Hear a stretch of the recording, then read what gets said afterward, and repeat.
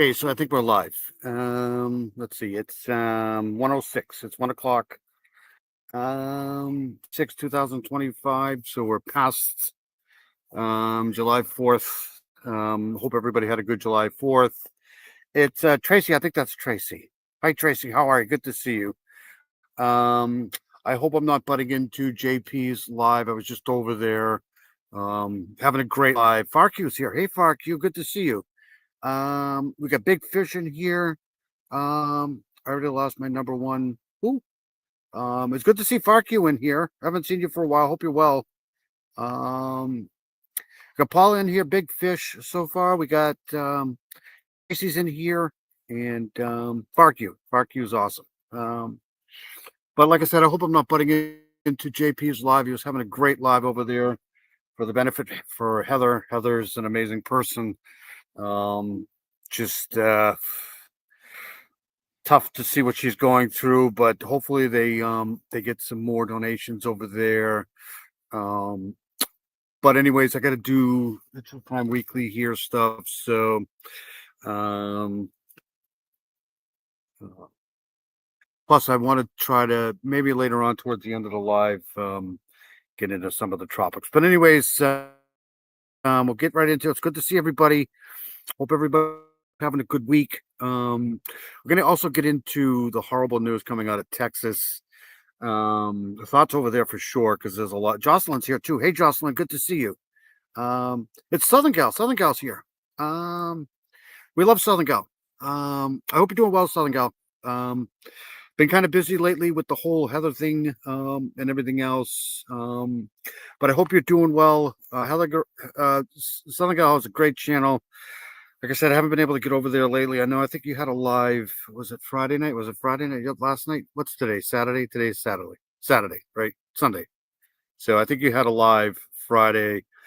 But anyways, I'll play an intro. I'll get right back and want to get to some of the true crime cases of the week. I do want to do a little bit on the horrible freaking news coming out of Texas. But Thursday night.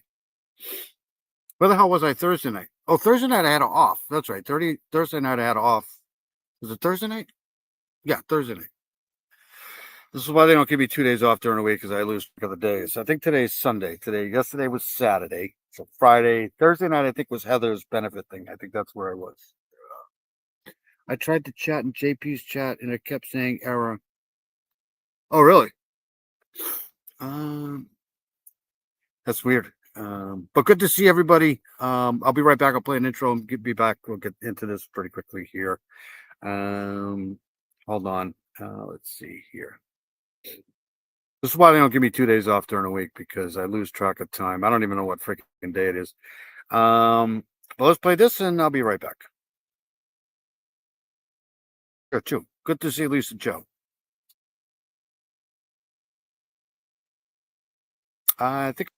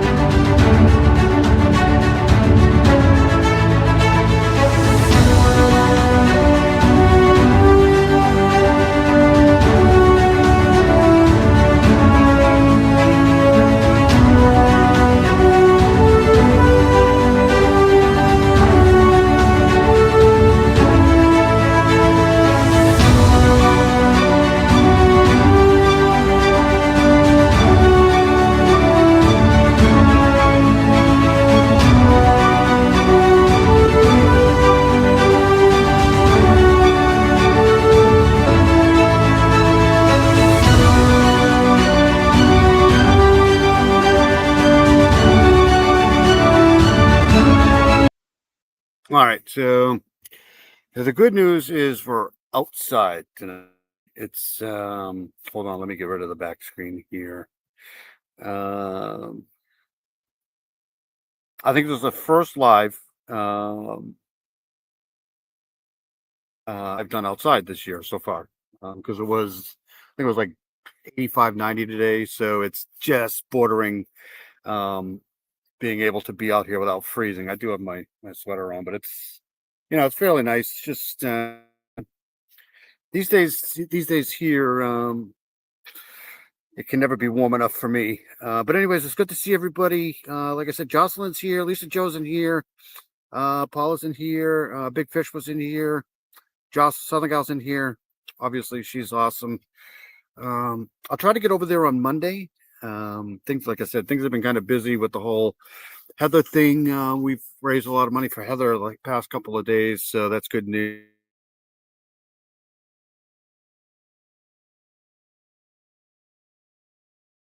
Yeah, I got all kinds of bug spray on me, but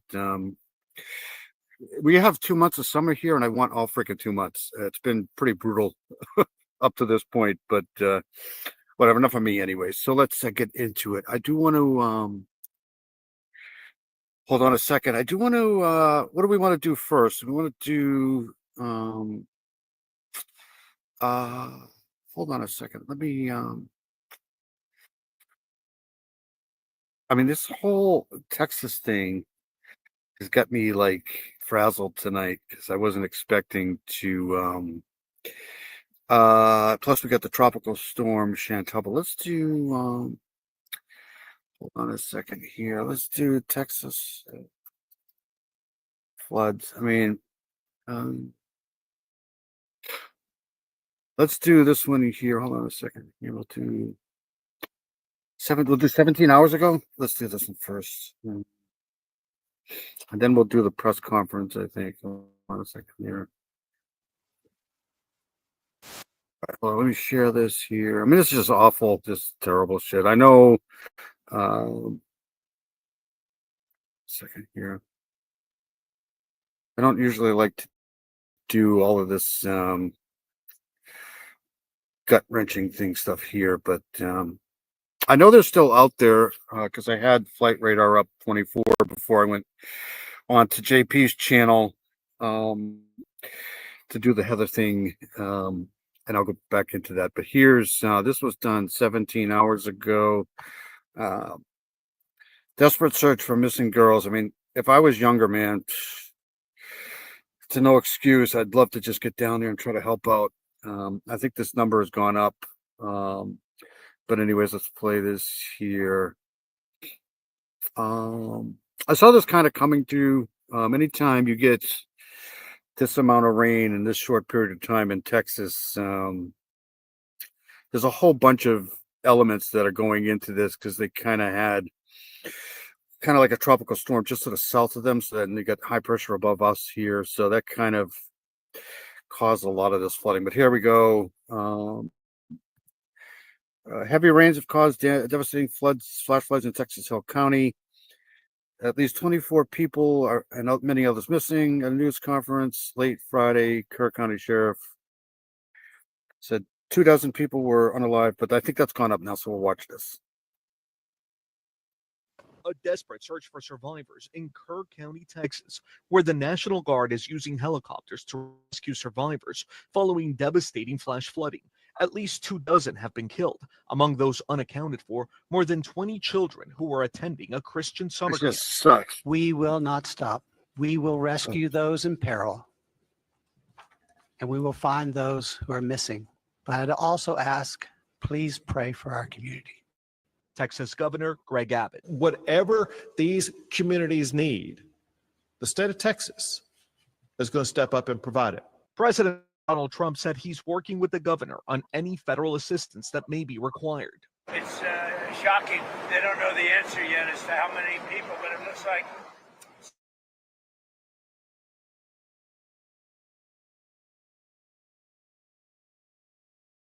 Guadalupe River to swell over 25 feet within an hour, washing away homes, vehicles, and roads. The scariest part for me is seeing the children and the moms and dads and the trees. Barry Adelman was staying at his grandmother's home by the river when he was jolted awake by the sound of water. From the house, Adelman took this photo of a family friend clinging to a tree. She told us she was floating down the river with her husband, and her husband kept telling her to grab anything you can grab, and she did. She said, Barry, I caught the last tree, the very last tree right on your property. Authorities rescued more than 230 people, including over 160 by helicopter. Cristian Benavides, CBS News. So let me see here. Stop sharing this for a second. This is just devastating, man. This is awful.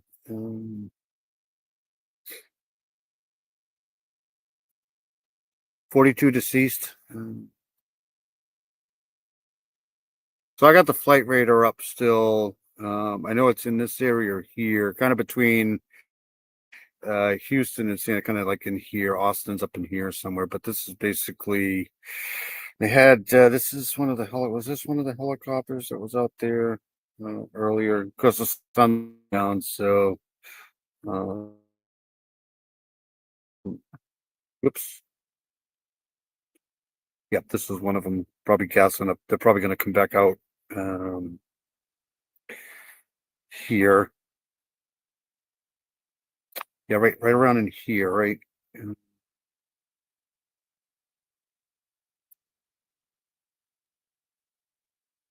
I had it up a little while ago. So it just really sucks.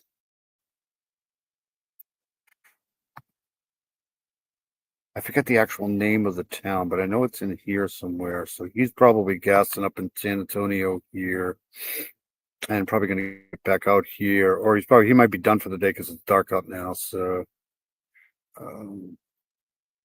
anyways,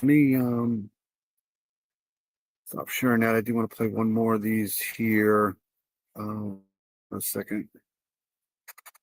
I think this is the press conference. Oh, a second here. Share this. Yeah, I mean it doesn't help. I had sensed this. I did a tropical update on was it Thursday? It might have been the one I did Thursday. It might have been the one I did before that, but I kind of seen this coming because, whenever you have a tropical system to the south of them down there, that means that there's something prohibiting that tropical system from moving up into Texas. So that means that there's another system over there. And, like I said, anytime you get that much rain, that short a period of time in that area there, but it just sucks. Doesn't matter. It's just horrible. It's terrible. So I think this is the press conference. Let me play this here. I would literally, if I didn't have anything going on, I'd literally get in my car, drive down there, and try to help out. Honestly, because it's all right. So this, I think this is the latest. This was the latest press 5 hours ago. The final update on Saturday. Kern County officials said at least 43 people were unalived, including 15 freaking children. Oh, that's awful. It's just terrible. Oh, that makes me angry. Why? I know there was a dad that was out there looking for a daughter. I don't know if he found her or not. So here we go. This is the press conference. I'll go over that to you. Yeah, I'll go over that. I'm not going to go till everybody says. Everybody ready? Yes, sir. All right. All right. Like I said, thank y'all again for being here. It's supposed to be 90 here again today. So, yeah. Those that don't know, Larry Letha, Kirk County Sheriff. How we're going to run this, I'm going to talk a little bit, and then the city manager talk. We're going to take very few questions. Starting tomorrow, we're going to do. The other thing I'd like to say before I get too far into the live here is I'm not a troublemaker. I don't try to be a troublemaker. And, if I seemed like I was trying to start trouble the other night, That wasn't my intentions. I rarely go on other people's lives, so if I do go on other people's lives, it's for a good reason. I wanted to support Heather for sure. Heather was probably one of my first. Heather and Mino Dino were probably one of my first subscribers here, or supporters of the channel. She's just an amazing rock of a person, and she doesn't. I don't think anybody deserves to have a disease like cancer, but she definitely doesn't deserve it. So I'll do anything I could possibly do to support her. And if I did that, which I don't think I did on purpose, I apologize for that. But I'm not a troublemaker. I don't go into other people's chats and cause trouble. I don't go into lives and cause trouble. Yeah, you saw me. Manimal's awesome too. Yeah, absolutely. But I will apologize for if but anyways, I just wanted to put that out there. I'm not here to cause trouble. That's not my intent. If it wasn't for the fact that I truly am trying to fight for the victims' families, even suspect families, because people forget about them too. You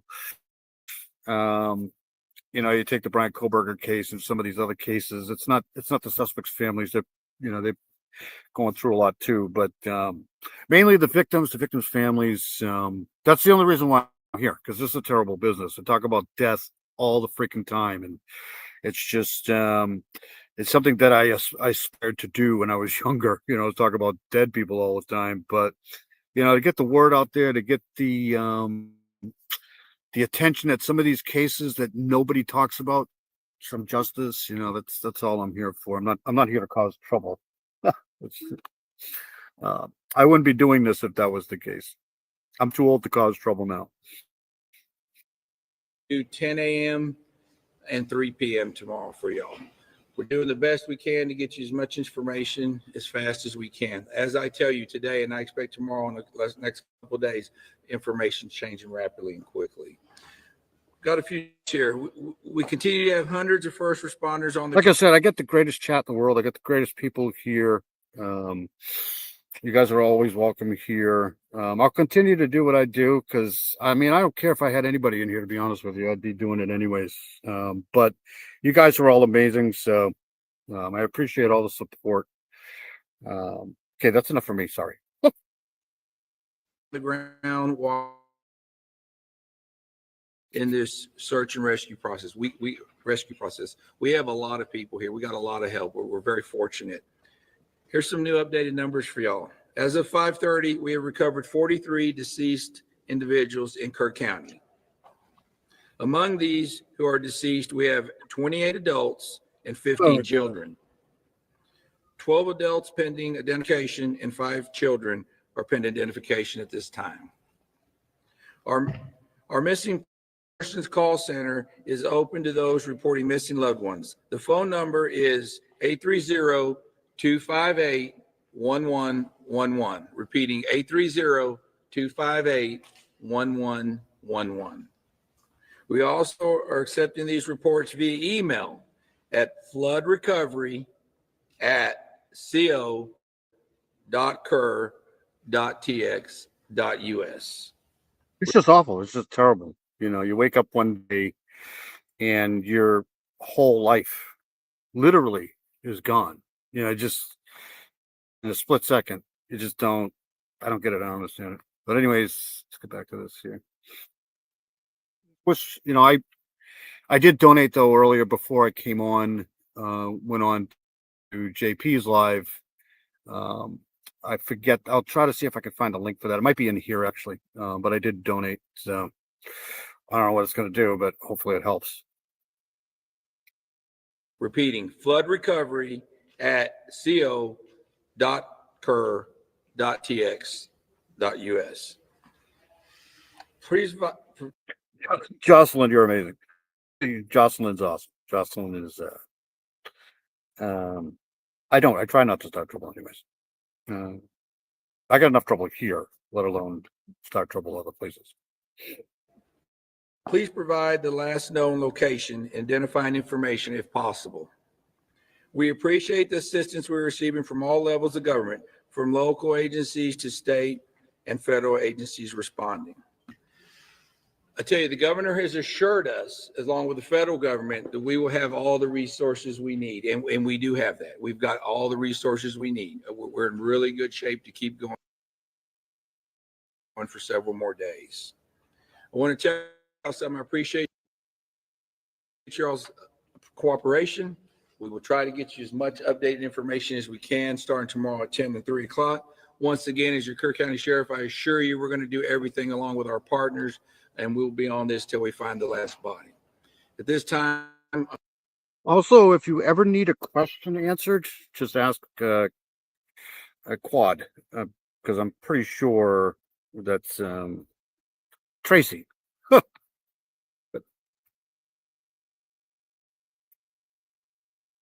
I'm going to turn it over to our city manager, Dalton Rice. Thank you, Sheriff. Good evening, Dalton Rice, the city. This thing right here.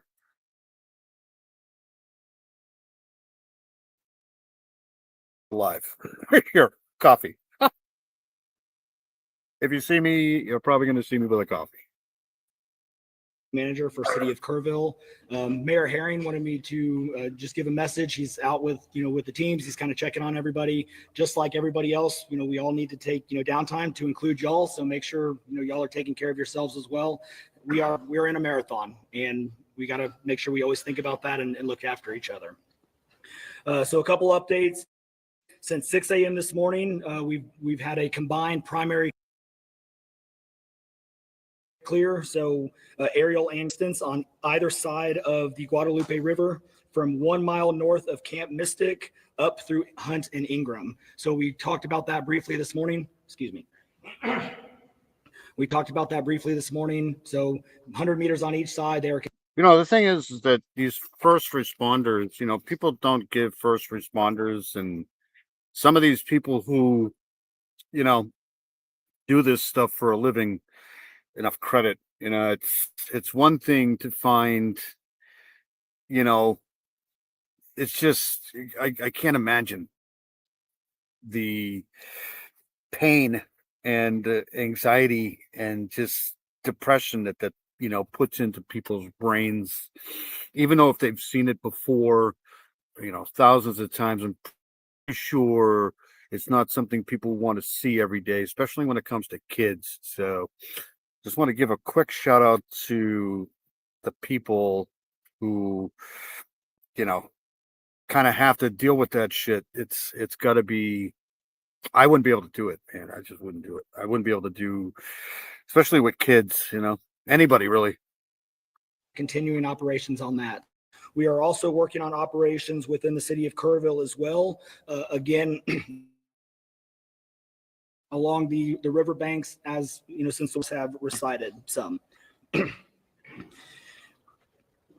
are working on, again, we talked about downtime. We are working on locations for first responders to make sure that they do have, their adequate downtime and the rest. We're constantly going through kind of shift management cycles to make sure that our first responders and our crews and teams are taken care of.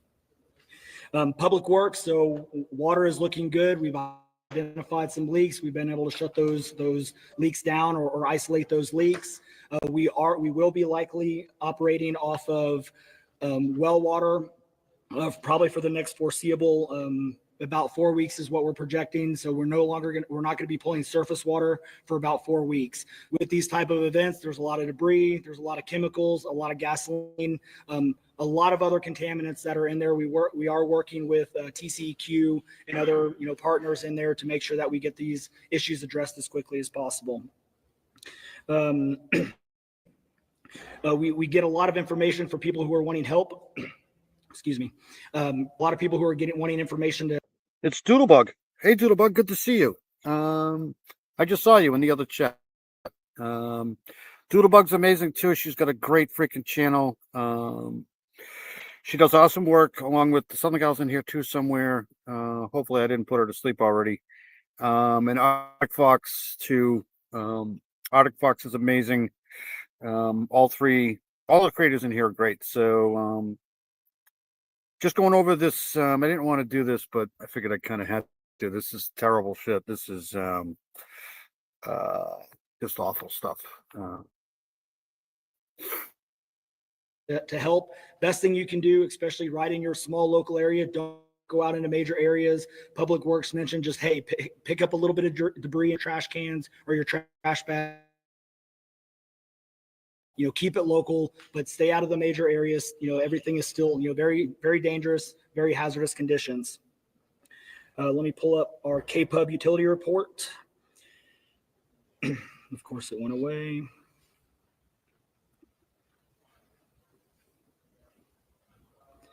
So KPUB still has approximately 600 customers that are without power. The largest remaining outage customers are. Dino's here. Hey, buddy. Good to see you. Mino Dino's here. Dirty Diana's here. I didn't want to butt into the JP was having a great freaking live. I almost didn't go live because I wanted to stay over there, but Dave's face, sorry. Scaring everybody. Nicole Watts here. Yeah, JP Hansen was having a great live with the benefit for Heather. I didn't want to butt into that, but I figured I'd had to get my live out of the way here. Like I said, Heather's an amazing freaking person, so she's awesome. And sweet dude Shibby's in here. Awesome to see everybody. Hope everybody's doing well. Just going over this horrible Texas flooding. Just 15 kids, man. It just sucks. West of Ingram, south of 39, along South Fork of Hunt. KPUB issued a mutual aid request on July 4th. 50 personnel and utilities and contractors from across Texas. John Paul's here too. John Paul. Awesome live, buddy. I really enjoyed that a lot.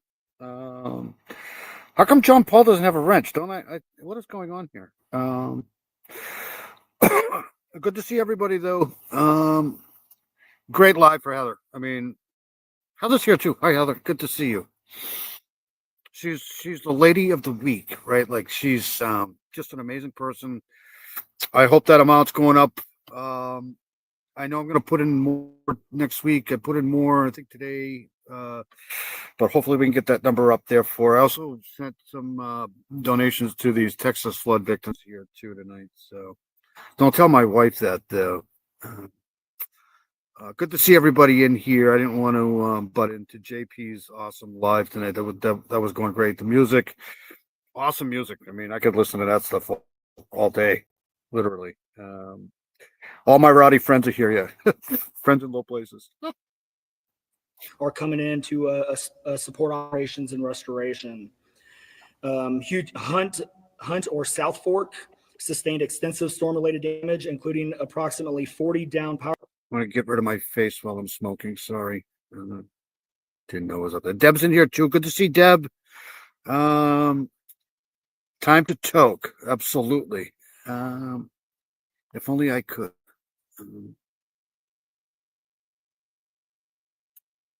Power poles with widespread tree and flood debris, heavily damaged infrastructure.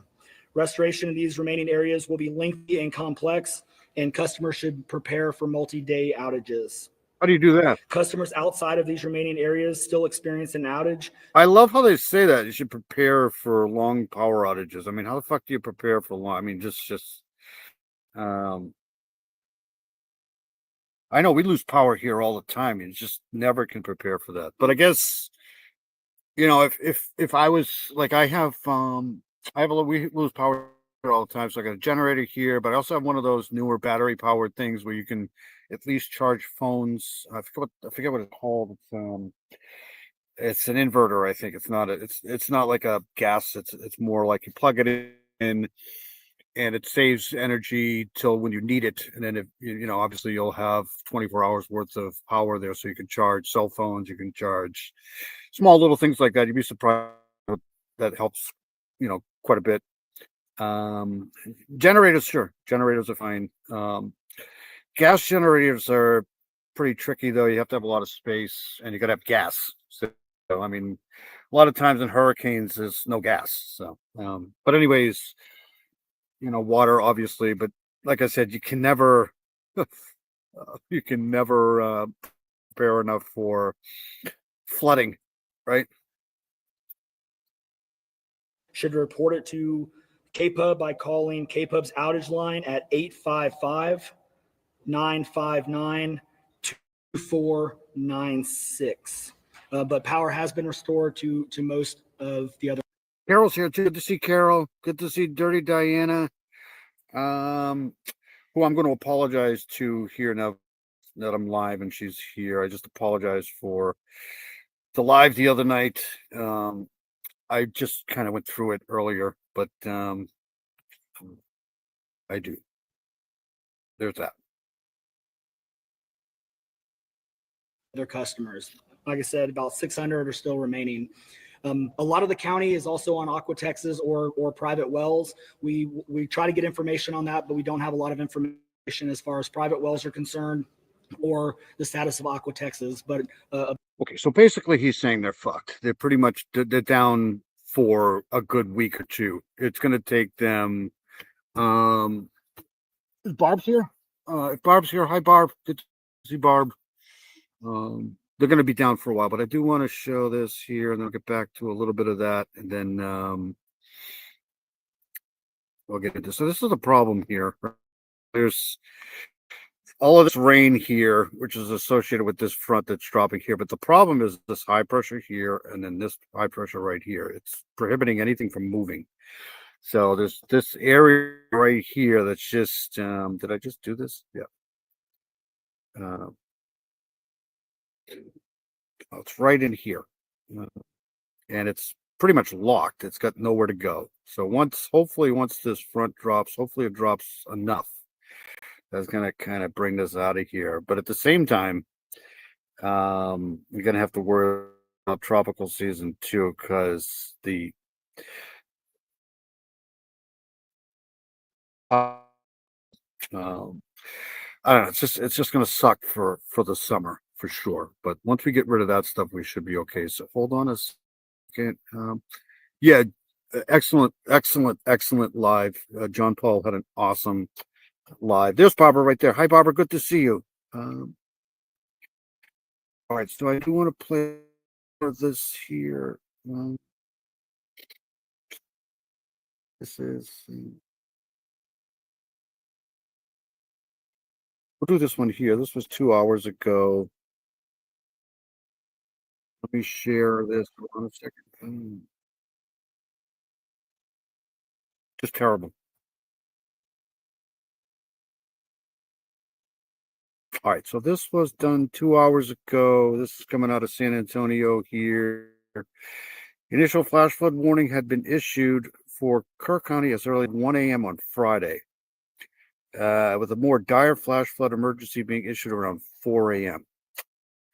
Authorities say that although about 850 people have had to been rescued, with hundreds being saved by helicopter, there's an unknown number of people who remain unaccounted for. And this was 2 hours ago. And they got helicopters out there.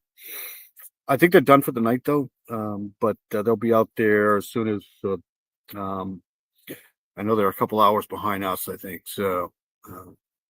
Miguel, Miguel, Romero, Romero. And Julie, same thing. It's a Juliemunoz, Julie Munoz. Guys, first, just want to say how sorry we are. I know you guys have been out here working nonstop. Miguel, when did you get out here this morning? Y'all have been working extremely hard. Yeah, most definitely. We came around 2 to come help out, and then our brother-in-law ended up bringing the skid steer to try to help and see what we can do. And without it, we probably wouldn't have been able to do as much as we've done already. I mean, we've had no help. So I'll just read this for Dino here. Hold on a second. All right, so a flash flood has been extended through 1 p.m. on Sunday. So they've extended the flash flood warnings. And this is coming out of, hold on, this is Austin, San Antonio. This is the station in Austin, San Antonio. So additional rainfall amounts 2 to 4 inches are possible, with isolated pockets of 10 inches. So it's not good. I mean, 10 inches is not good. It's very difficult to pinpoint where exactly the isolated heavy amounts will occur in this pattern, so stay aware. I don't know how you do that. How do you stay aware when you're drowning? It just there is still flash flood warnings and flood watches. So I don't know how much they previously got, but I'm sure it's up there. All right, sorry. From the city, we've had to find, help within, the community, neighbors, friends that work with my brother, and it's tough. It's it's not easy to be thinking, well, what if something we do find, it's heartbreaking to have to, witness that. And I don't know, it's really hard.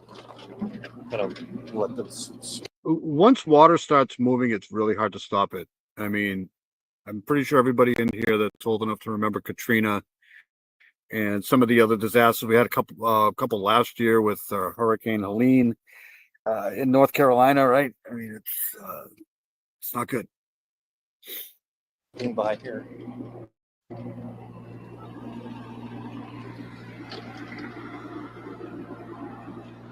And Miguel just did. Yeah, it's loud. Yeah. Got the exhaust portion. Yeah. So JP, let me know if you want a wrench. I'll give you a wrench again. Anybody that wants a wrench, here we go with the wrench drawing again. But JP's got an awesome channel. Just great live tonight. All the music was awesome. Just people who are stepping up to help out. Heather is just it's amazing people. I mean, it was all the way up to the top of that tree right there, and with that thing, oh my God, it took no time at all. But we had blood, sweat, and tear coming into this just to see if we could find somebody. Miguel, who is it that you're looking for? We're looking for my brother Leo, his wife Natalia, and his son, which is almost 2 years old, and his name is Carlos.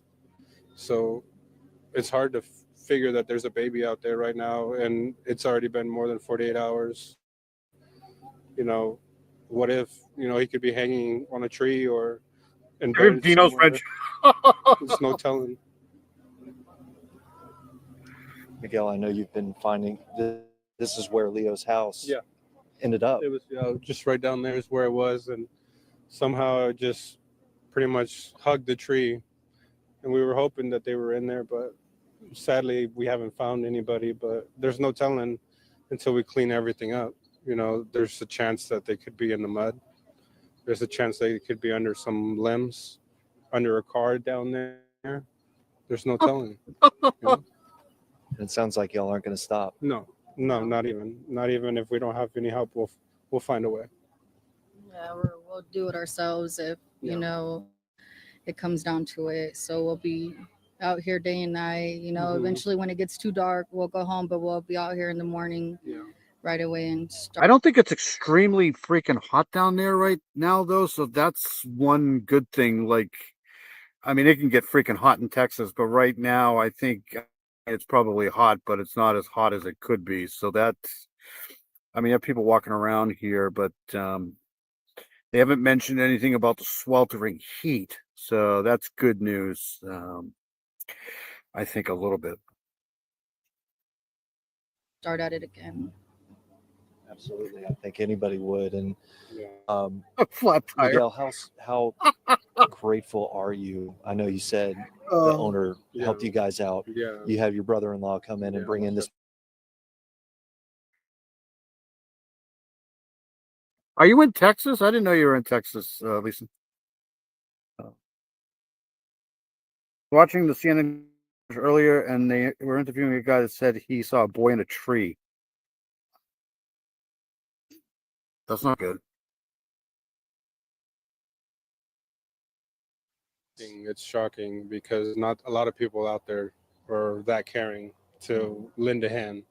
I mean, when it comes down to it, they'll want to help, but some people don't, and that's just the bottom line.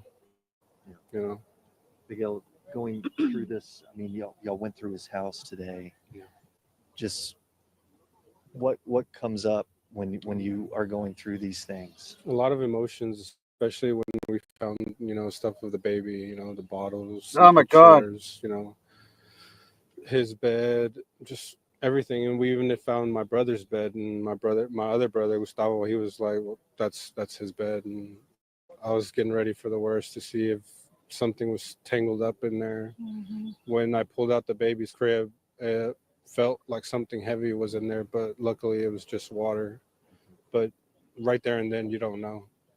How do you say, hey, I found, the baby? Oh my God. Miguel, I guess I know tomorrow you guys are going to be out. Ugh. I'm sure out here 100%. again. 100%. For the people who are helping with search and rescue, what's your message to them? So don't stop, keep going, and push forward. That's all we can do. Just try to find as many people as possible. Bring some closure to some families. That's all you guys are looking for. Yeah, 100%. Miguel, Julie, is there anything else you'd like to add or anything that I'm not asking? Just keep us in your prayers, and also for everybody else that's been lost in this. It's not easy, and there are a lot of people hurting. Yeah. We just need the loving support of the community and to help every single one of us to find closure. That's it. Yeah, they've been at it all day and they haven't stopped. We tried to tell them, like, hey, take a break, eat, drink water, and they just, we're so devastated that this happened, and they're trying, to find an answer. Even if we find a body, like, we just want to find something. And That's what I thought. I thought you were up in Minnesota. So I'm like, what the hell is she doing in Texas? No, Texas is terrible. Texas, it really, really bizarre weather patterns sometimes. And it's going to get worse because it's the beginning of the season, probably. Hopefully it doesn't, but it's them nasty Canadians melting the if I wouldn't doubt it. You guys need to stop starting forest fires up there, man. We can smell it down here. That's too funny. Canadians. That's some funny shit right there. they, like I said, they've been out here all day, and it's hard, especially when your family and, that's their brother and their sister-in-law and the baby that they're looking for. So it's like Says that. all these things that they had went through, they're hoping to find something, but they didn't. I wouldn't be standing there doing an interview. I'd be trying to find the baby, for God. They don't know where the baby is? What the hell's going on here? And we're just gonna come back out here and keep going until we find something, whether it takes us days, weeks, or months. I mean, there's nothing else we can do, besides look and, be here for each other. And, I know that, like, the rescue team and stuff like that, they're looking everywhere and day and night, being out here throughout the night and, without taking breaks and stuff. And it's just like, then we'll have to do it ourselves. Because, we're lucky that we were even able to come out here and be able to do this on someone else's You're property. Don't Hate Create? I didn't know that. Holy shit. Oh, that's awesome. See, you learn something new every freaking day. Feel free to throw your channel in here. That's why I give everybody wrenches. Dino drove his go-kart through a drive.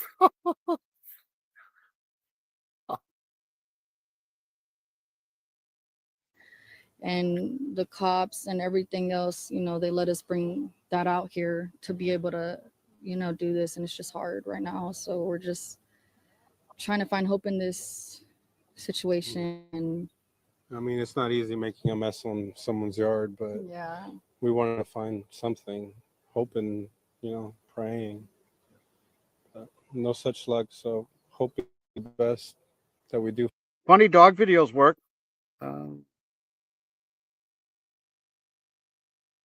Find them, dead or alive. We just want them to be found. Miguel, Julie, for praying. Thing is, they may not find everybody. It's always a possibility. For y'all. Thank you. And I hope Thank you so much. I hope you get your answer soon. Thank you. We're hoping this helps. Okay. I appreciate it. Thank you. All right. I don't know what to tell you. Look at this yard. Holy shit. I know is it the Guadalupe River that's right next to there? I think that's part of the problem. like I said, once you get water running, it's all right. So let's get out of here. I wish I could get an aerial of the damage, but I don't think I can probably find that. Oh, here we go, right here.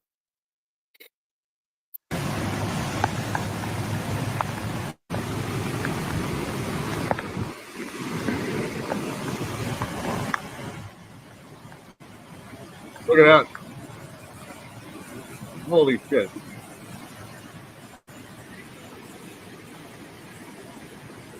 Holy crap. Wow. Hold on a second. They had no chance. I shouldn't be laughing. Watch this water rise. Oh my God. Shocking video shows how quickly the Texas floodwaters rose over 20 feet in 30 seconds. Wow.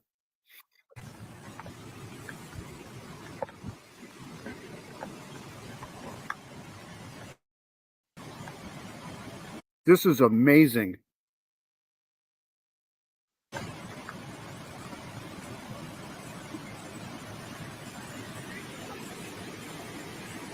Holy. Wow.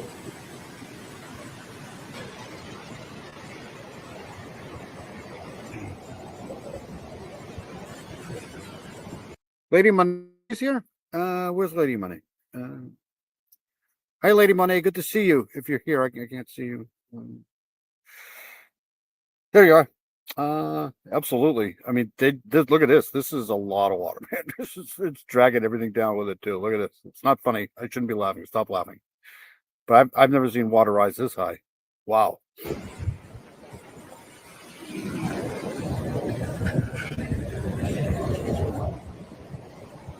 Look at it. There's trees. It's grabbing trees. Look at this. Huh. Holy cow. Wow.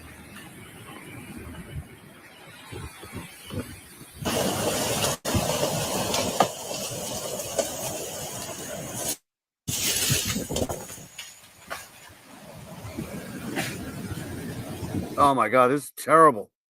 It's grabbing trees as it goes down river here, forming a river technically.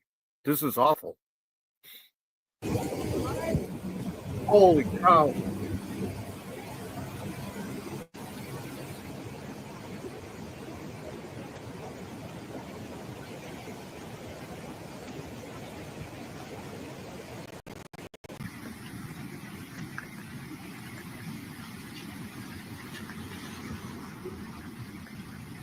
Wow.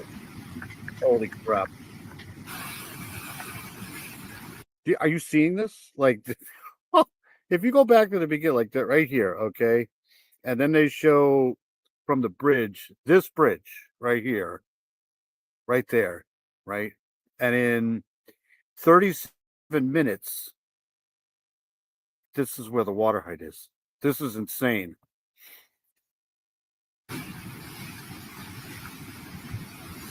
Holy cow.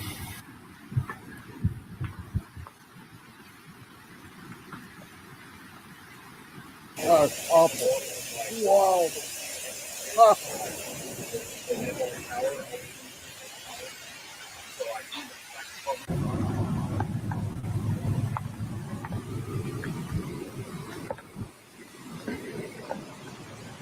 Amazing.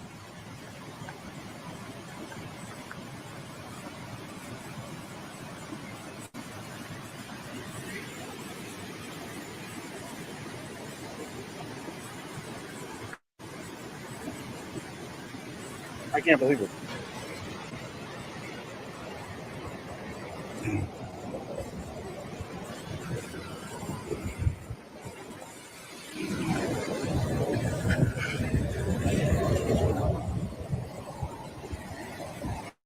Yeah, no chance whatsoever. It's ridiculous. This is absolutely ridiculous here.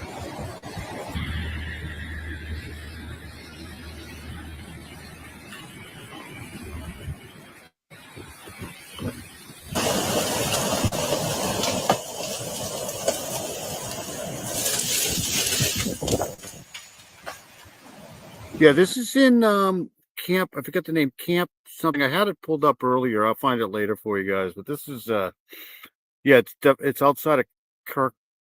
Is it Curry County or Kirk or something like that? This is terrible. Actually, it might be in the description here. Hold on a second. Guadalupe River flash flood. This is the Guadalupe River here. And yep, in Kirk County, officials say Grimstad, but I forget the name of the town. Camp Mystic. There you go. 23 other campers were still unaccounted for. So I don't even want to read these names. 8, 8, 9, and 9. That's just, oh my God, that's terrible. They had no chance whatsoever.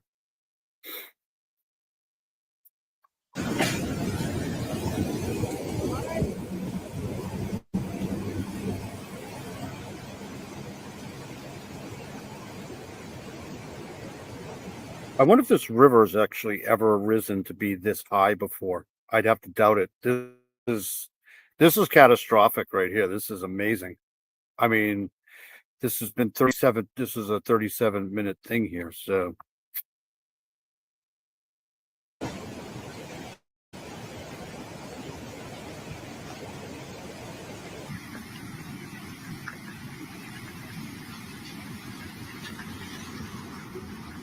Look at that tree. Just, that's a tree. I mean, that's a huge tree. It's an oak tree right there. Just, 1987? In the last 100 years? Yeah, Waterworld, for sure. Yeah, the camp directors, can you blame them? I mean, that's a lot of water there. Yeah, I gotta stop watching this soon. This is just awful.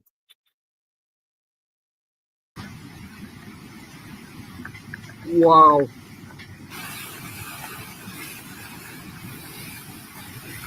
I'm actually surprised this bridge didn't buckle here.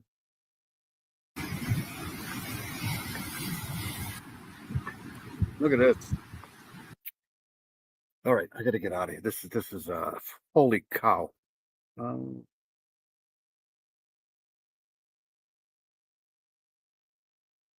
Hill County flood disaster. We'll watch one more and then I'll move on to something else. This is just terrible. This is a Hill County flood disaster. We're outside the Hunt store, which is a staple here in the area. I'm with Frank Stephen. Tell me a little bit about this area. I know you were getting emotional just talking about it. You grew up with this store. I did. Sorry. My dad bought our ranch, which is right down the road, about 3/4 of a mile, in 1967. I grew up at the store. Yeah, no. And I used to drive my tractor up here to fill it up with diesel fuel. It's gone. I mean, the building's here, as you can see, but it's just destroyed. Back here in the back, 3 months ago. You see, that's the sad thing. He's a hero. I mean, he's a hero, and now he's dead. It sucks. It's terrible. Yeah, victims are under piles of debris. That's what I'm saying. They may never find some of these people because that river was moving. So hopefully they do, but there's a possibility they don't find everybody. This reminds me of Katrina a little bit, where they just, I mean, this just sucks. Whoops. My new wife and I were dancing on that dance floor to one of our favorite bands. The post New wife?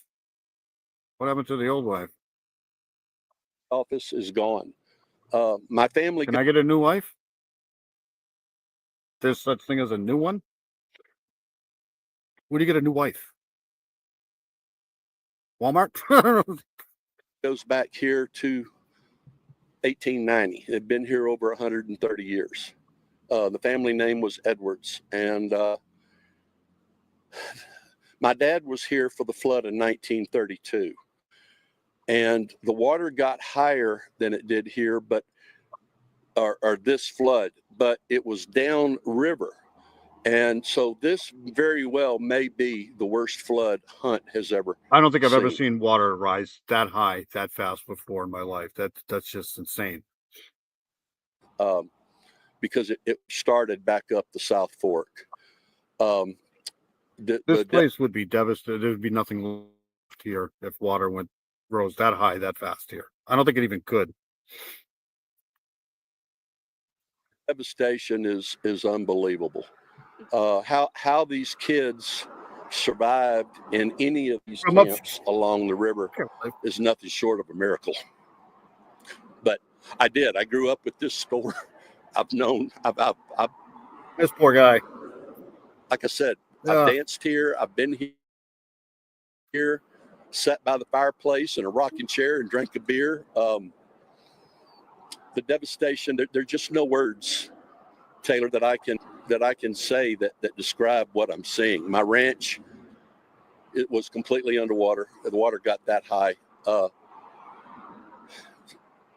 Just unbelievable. And I know we were talking a little bit earlier. This is a small knit community, and everybody knows everybody. Yes, Hunt is a very small community, and the people here do know each other. The store was more than just a store where you could go to buy staples and a beer or a hamburger or whatever.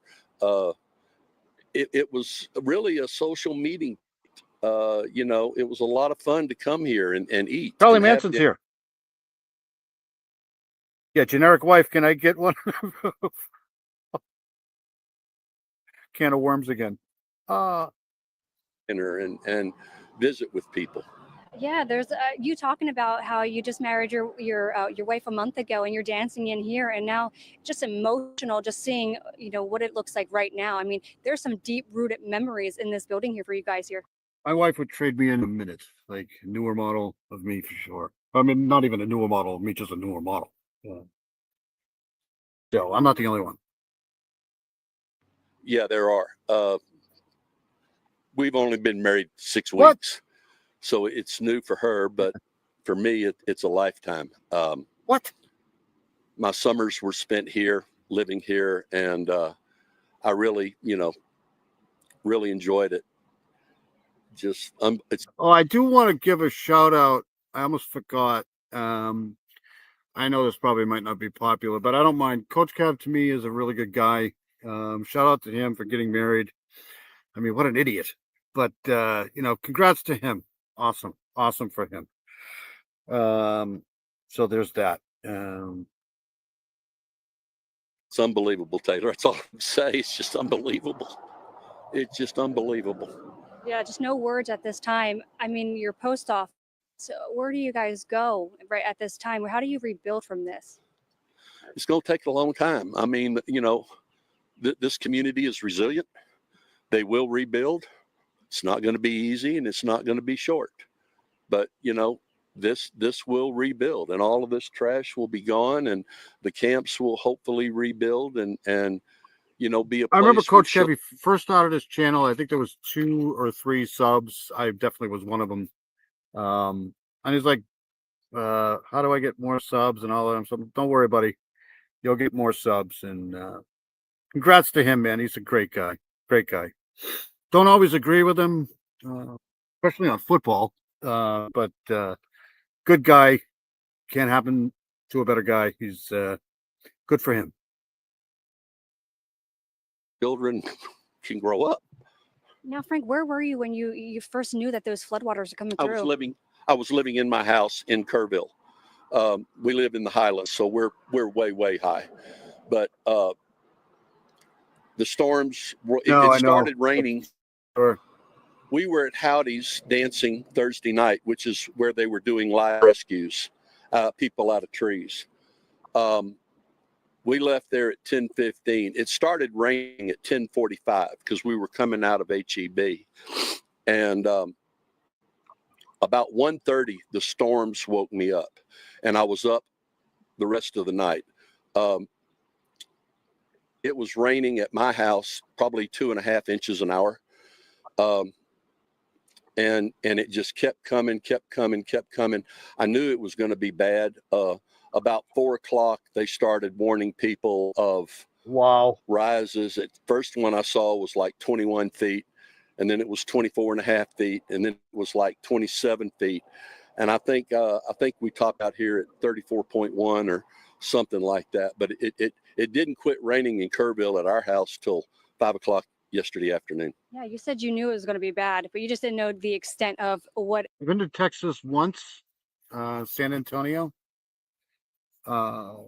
And someone decided that we should go to one of those rattlesnake roundups down there. It was outside, it wasn't San Antonio, it was outside of San Antonio. Two things I'm not doing in life. That's one of them. I'm not going to be hunting rattlesnake, okay? I'll hunt anything else, like deer, moose, bear, whatever. Rattlesnake? No, no thanks. I'm good. I think I stayed at the tent with like just the vodka or Jack Daniels. I don't know what it was, and I just stayed there. I'm not hunting rattlesnake, but I know one thing: it was freaking hot down there. It's the heat, and I love heat, but I like a more humid type heat, a dry heat. Fuck that. No thanks. But apparently around here right now, you don't have to worry about a dry heat because it's all underwater.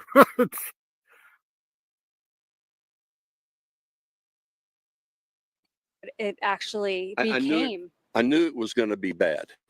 I had no idea it was going to be this bad.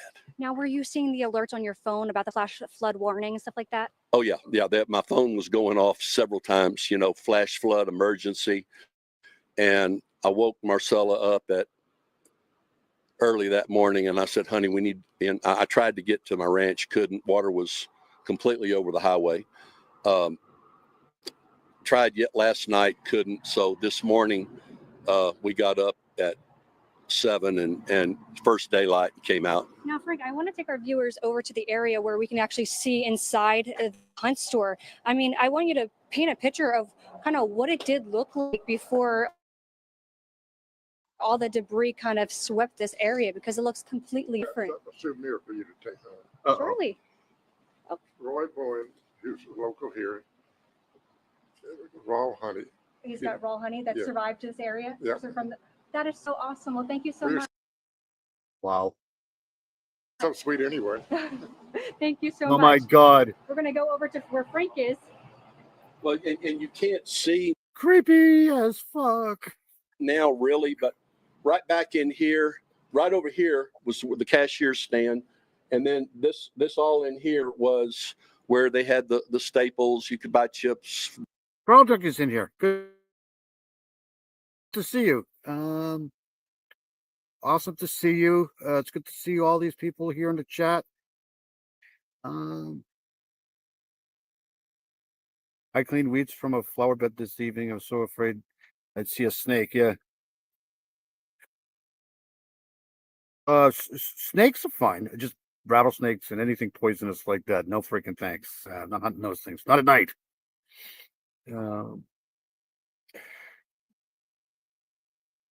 at this place. Beers, they had a cooler back there. Over here, you can see the fireplace. Can't see it. In the wintertime, they light a fire, and people could come in, consider a fireplace, and chat. Back this way was the restaurant. There used to be a bank right in here. It's now it was an ice cream stand, but they had great burgers and steaks, and it was just like I said, it was a meeting place. As I look at Now they got nothing but seafood, fish, anything that was in that river. in here now, the devastation's beyond anything I can say. I mean, this is how the rocks withstood it and these posts withstood it is a miracle, because I've seen posts and everything bigger here this morning that did not withstand the flood. Yeah, Frank, if we go further up to the front of it, I know you were talking about earlier. That guy's still there. Yeah, where the building did not withstand and it kind of crushed through the front of the building. The bricks are completely Wow. Look at this place. gone here. This kind of reminds me of some of the pictures from Western North Carolina last year from Hurricane Helene. So if you take a look, you can see which once was Yeah. boarded up Yeah, is now. this was all this wall. Here's the fireplace talking about. Wow. And then you also had a gas station that was Well, right the here too gas as well. pumps were here. You see they're destroyed. But if you came around to the back side right over here, they had a diesel pump. And I could fill my tractor. So yeah, this used to be boarded up, and now you can clearly see right in through the Hunt store. That's an awesome story. That's a song written right in that. Where was that? From Trial Junkie here. She met my hubby in high school. I never thought about what I want except for him. There you go. That's a song right there. Flooding in areas with steep hills and mountains creates such yeah, that's what I mean. You can't, once it starts moving, you can't, it's not going to stop. And it's going to take, I remember the Hurricane Helene stuff in North Carolina last year. They're literally just taking houses with it as it, pretty sure that happened here too. I'm going to get you a closer view of this. Now, Frank, how does this make you feel just being able to stand inside here? Is this where you danced with your wife? The wife was back. The good news here is it looks like this is an after,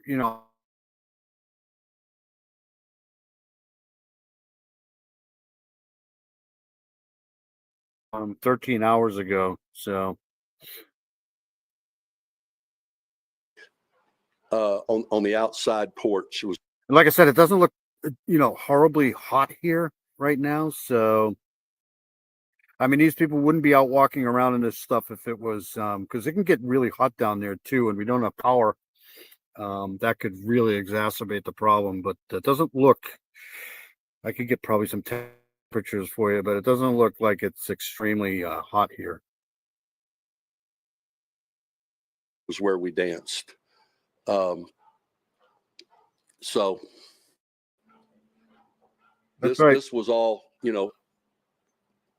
chips and jerky and, foods and finger foods and This stuff here. If you can't love the one you want, love the one you with. Was that Crosby, Stills and Nash saying that?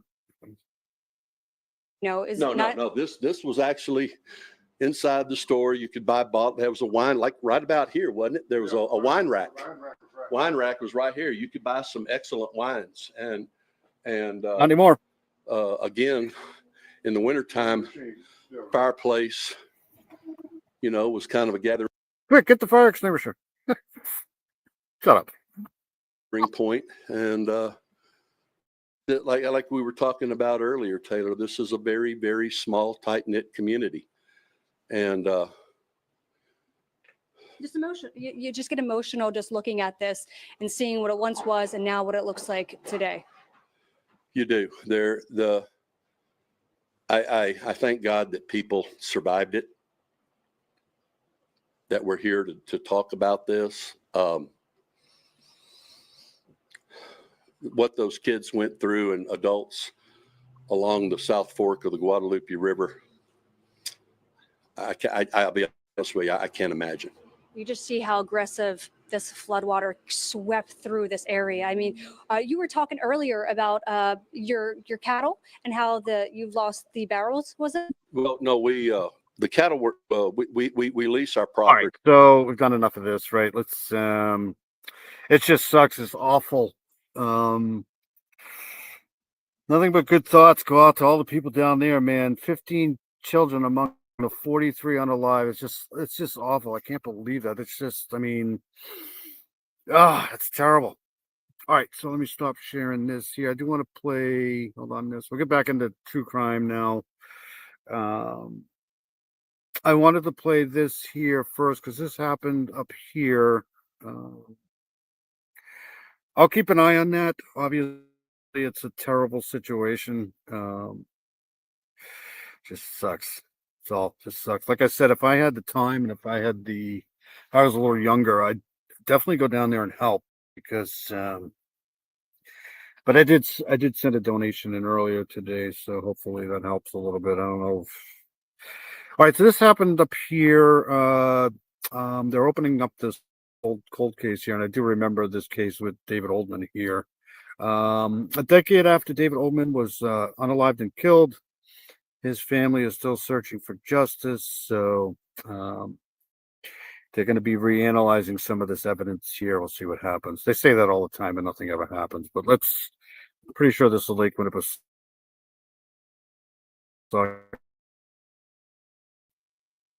Kids have spent the last decade with hearts that have been broken for 10 long years. Dave Ham's 3 kids have spent the last decade holding out hope for justice.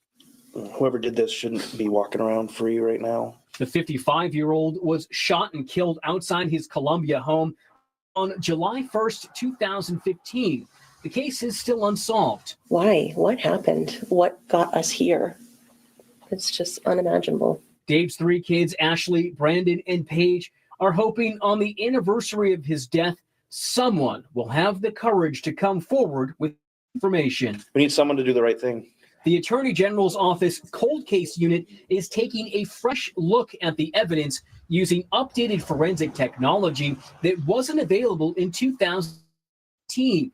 They're also asking anyone with even minor details to contact investigators. This case is solvable. It takes the right person to come in. Science is one of the things that we're constantly pursuing on this case and in others. Dave's kids say he was a hard worker and even survived a 2010 explosion at the ammunition factory he worked at, something they suspect could be connected.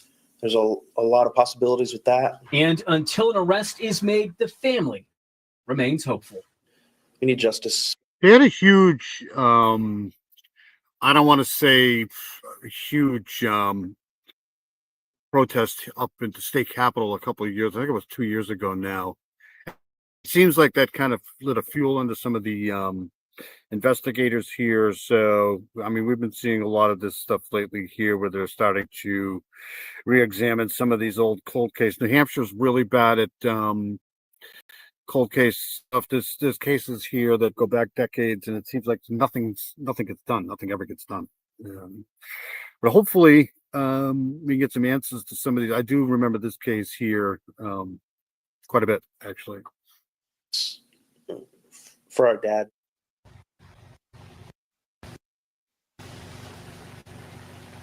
And anonymous tips can be sent to the AG's office cold case tip line or via email. Reporting live in Concord tonight, I'm Mike Moses, WMUR News 9. So that's that. I wanted to play that quick because that came up in my feed, actually, my alerts, actually. So let's go back to hold on a second. I want to go to, I probably could have just played that from there. Sorry. Do an update on the Crystal Rogers case here. I hope everybody knows about the Crystal Rogers case, but I think this is week 2. Is this week 2 of the trial here? For Let's bring you right now. 1 second here. This might be a little disturbing here. So the defense argues 2 of the prosecution's witnesses faced coercive police tactics. Bullshit. Another expert sheds new light on evidence found under Brooks Hawk's property. Say that 6 times fast. So I believe this week 2, because this was done a few days ago, actually. But I'm pretty sure this is week 2 of the trial here, because I think, did the prosecution rest? Pretty sure the prosecution's rested in this case. So anyways, he's on trial for the unaliving of Crystal Rogers here. I think 2 of the other people have already been convicted. I'm not sure. But I've always been interested in this case here. Hopefully this guy gets what's coming to him here. So here we go. Our special 30-minute report on WHAS 11 Plus. The trial of the decade in Kentucky is moving toward a conclusion now, the Crystal Rogers murder case. Hello, everybody, and thank you very much for joining us. I'm Doug Prophet, WHAS 11 News. See, this is where I fuck up all the time, because instead of just mumbling and trying to figure out on my own, all I have to do is just ask Tracy, because she already put it in the comment section like an hour ago. Yes, week 2 goes to jury Monday or Tuesday. Thank you. Charles, we flipped a truck when I was young and riding in the back of the truck, no topper. Power steering went out and I just gently dropped to the ground and didn't get a scratch on me. See, there you go. Nothing like riding in the back of a pickup truck, right? on what turned out to be a very busy Thursday in that courtroom. As the jury heads to the 3-day holiday weekend, it was a final stunner in Bowling. It should be like a hotline. Just ask Tracy, like, just the number. Taking a mind-boggling twist. An expert for the defense testifying that they found women's clothing, the FBI, and underwear under concrete. A home under construction where Brooks Houck was working. This happened in 2021. Our Shane McKay. For those of you who are not subscribed to this guy right here, John Paul Hansen, please do. He's a great guy. He's got great.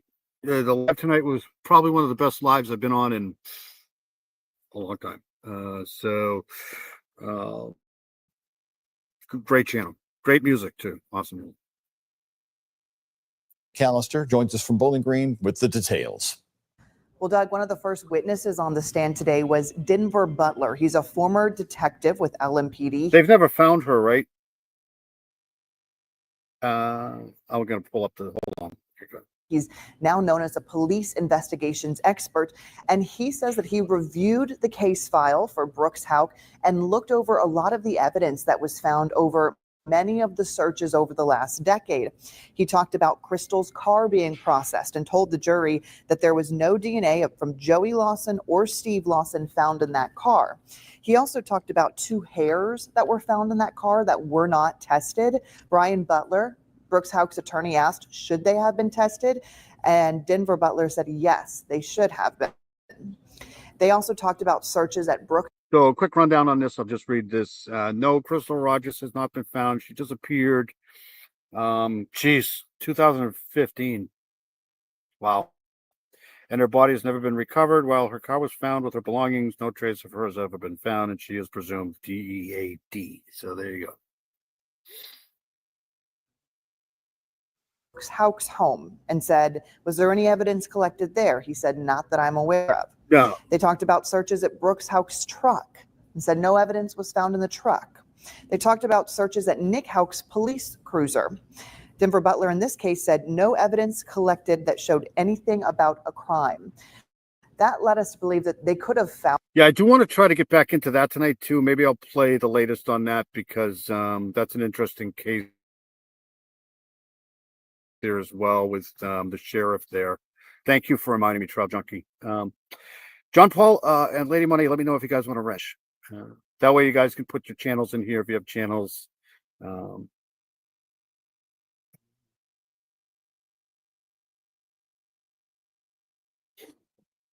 Found things in the police cruiser. They could have collected evidence, but that none of it made them think that they were talking about a crime. They talked about multiple police searches at the Houck farm in 2015 and said that there was no evidence of Crystal Rogers there or any of her personal belongings. They talked about a search at Anna Whiteside's car and said they found no blood evidence in her car. Of course, we do know that there was a hair found in that car and that hair was eventually revealed to be similar in characteristic to Crystal Rogers. They talked a little bit about that trunk specifically and even showed pictures of the trunk. They said they did testing on the trunk to see if there was any blood. There had been stains in the trunk. They sprayed those stains to see if there had been blood in the trunk, and it did not indicate that there was any blood in the trunk. They also talked about searching Anna Whiteside's home, said nothing of evidentiary Isn't that supposed to be junk in the trunk? value found there. And they tested different construction equipment, a front end loader and a shovel that was found at a property near the Houck family farm. They said in this case, there was no blood found on it. There was no trace evidence found and no evidence of Crystal. Yeah, that's actually when I started to get involved in this case when father got unalived. But it's this person here needs answers, justice for sure. I mean, she just again caught up with the wrong piece of dog shit, literally. Rogers on any of those pieces of equipment. This was the one that was really interesting, though. Next, they start talking about what was found when a driveway was dug. The interrogation was awesome. That was one of the best interrogations I've seen ever. When they interrogated him and the police officer, he just wouldn't shut up. up in a Bardstown subdivision back in 2021. This search started with a cadaver dog walking through the neighborhood. The dog then narrows in on two properties and then narrows in further on the front of the home and the driveway. And first the driveway came up, then the front porch was dug up, and then there was a sidewalk dug up. And today we learned they did find things under that driveway. They found women's underwear with hairs under the driveway and women's clothing under the sidewalk. The defense attorney and the expert said that Crystal's DNA was not found on those items. But interestingly, later, Shane Young pressed to ask more about those items found under the driveway and under the sidewalk, saying, can you tell us about the DNA found on those items? And we learned that actually no DNA was found on those items. So it wasn't that specifically Crystal's DNA wasn't a match for DNA that was found. No DNA was found. And Shane Young, the prosecutor, pointed that out to say, but also not completely excluded. And the last search that they told us about here was Thompson Ridge. This is one of the more recent searches. This was December of 2023. They told us on this one they were looking for human remains, which could have included bones, teeth, blood, and they were looking for personal belongings from Crystal, like clothing, jewelry, photographs. They said that they did not find any evidence of Crystal Rogers at that search. The last search that we know about, and it appears it is the last search. This isn't a DP case, right? I don't think this is a DP case because I don't think they could do that. Maybe because they haven't found the body. I don't know. Search they've done was September 2024. This was in Cox's Creek on a property that has ties to the Houck family. During this search, we found out today they searched a well that was under the porch and they searched a basement and there was no evidence of Crystal Rogers. Doug? Shay, part of our team there, along with Alexander Goldberg, also in that courtroom. Alexander and Shay have the two seat assignments for WHAS TV into this courtroom. Of course, cameras not allowed to cover this trial, so they're taking very thorough notes. And Alexandra, when Shane Young got his chance to question the defense's expert, and Alexandra, it was a bit of a tense exchange between the two. Doug, yeah, tense is the exact word I would use to describe the exchange. And in this crossing, He's not from Kentucky. Where are all the accents, man? I wanted to hear some Kentucky accents are the best accents ever, in my opinion. It's just my opinion, but there's nothing better than a Kentucky accent.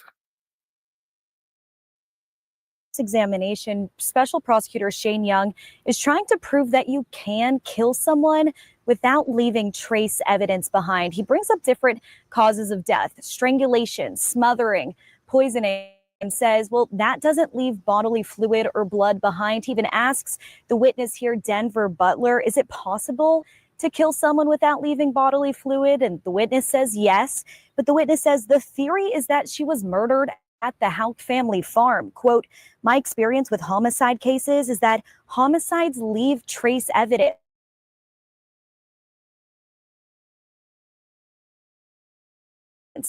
Rogers, I think anything is possible, but it's highly unlikely. Then Shane Young goes on to sort of come after his credibility and his expertise. So that's, I keep repeating. So Crystal Rogers, 35 years old, 5'9", 159 pounds. The thing that really sucks about this case here is I had I did like 4 or 5 different lives on Crystal Rogers case, but that was on my other computer, the one that I had to get rid of because it got wet. So from one of the freaking cats in the house. So all of that information that I had on the Crystal Rogers case got taken away with that computer. I didn't back it up. So I still have a few lives, I think, on this, not sure. But all these cases are so weird because you know about these cases and then time goes by and you don't know about these cases and then time goes by. So the main thing I remember about this case is that interview with the interrogation with the cops. As a former detective and police expert, he says, well, you've only been the lead investigator here on 6 homicide cases. And the witness says, no, it's been hundreds. Shane Young ends by saying, well, in my 27-year career, I've only seen DNA in 3 cases. That's, of course, when the defense counsel asked to approach the judge, and that conversation ended right there.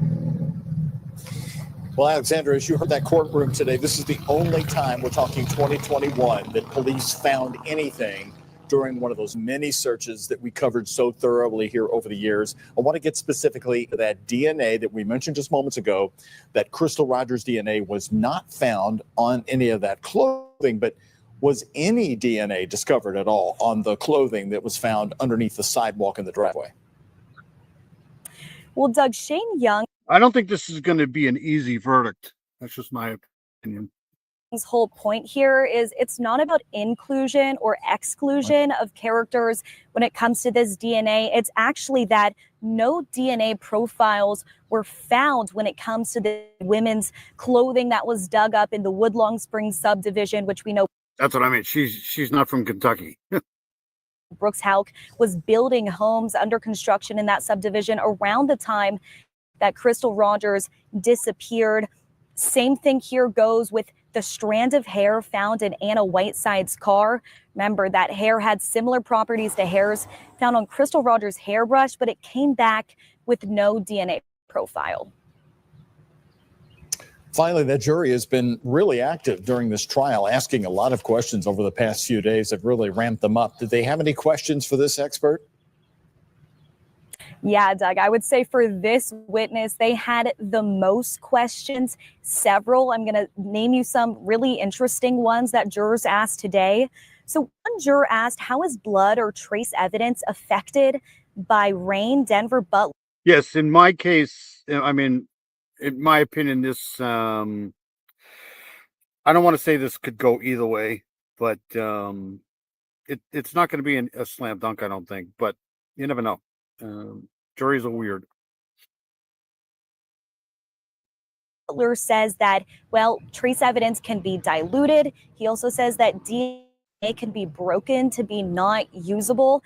A juror asked, what about for snow? He says the same. This case isn't being televised, right? How is DNA affected by rain? Is she serious? Honestly, who cares what she's saying? Thing. Another juror asked, what about in fires? He says that that's not his expertise. He couldn't really comment on that one. And then another juror asked, well, what about what happens to trace evidence or DNA over time? And he said, well, there's a lot of factors that play into that one. He said, quote, well, when you're looking for evidence of a crime, you would expect to find DNA. Again, we hear these themes. He feels very conclusive in what they've found, or I guess lack thereof. Another juror question that really stood out to me is, so after all of these questions were asked, we had one more question from a juror. They said, well, stating that DNA disintegrates over time, couldn't it be Columbo, just one more question. possible that there is no DNA? He responds, it could be possible, but there are crevices that a reasonable You guys are right here casing the joint. Look at them. investigator would expect to find DNA there. He's talking about crevices in a skid steer that would have been on the Houck family farm. Doug. Thank you very much, Alexandra. And once again, we are bringing in WHAS 11's own legal analyst, a Louisville attorney, Nick Mudd of the Mudd Law Group. Nick, a defense attorney now, but also a former prosecutor in the Violent Crimes Unit here in Louisville. Nick, big mistake here as we go into a holiday weekend. I like that tie.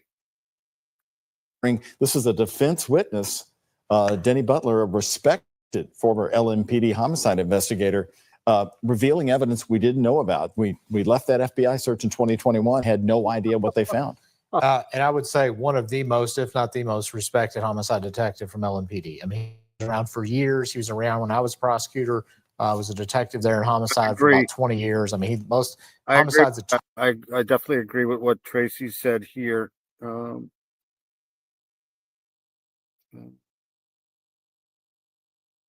This one, that goes good with this suit.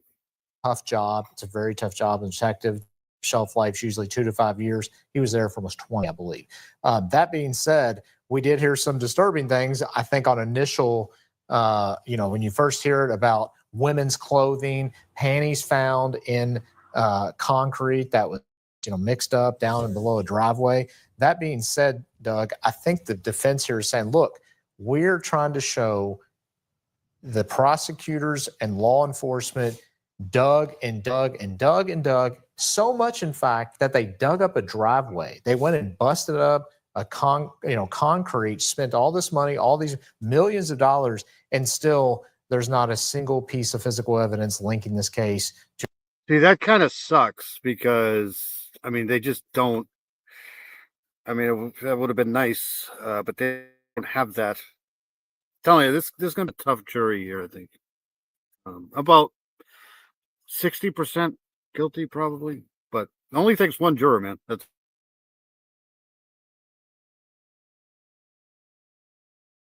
got to do this all over. Defense that brought up and right.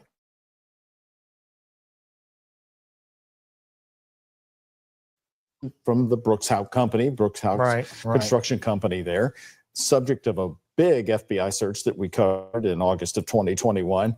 Shouldn't the prosecution have been bringing this up? They didn't. Well, SG's still here. Hi, SG. Good to see you. The Southern Gal's got a great channel, too. We love Southern Gal here. Glad she's not sleeping.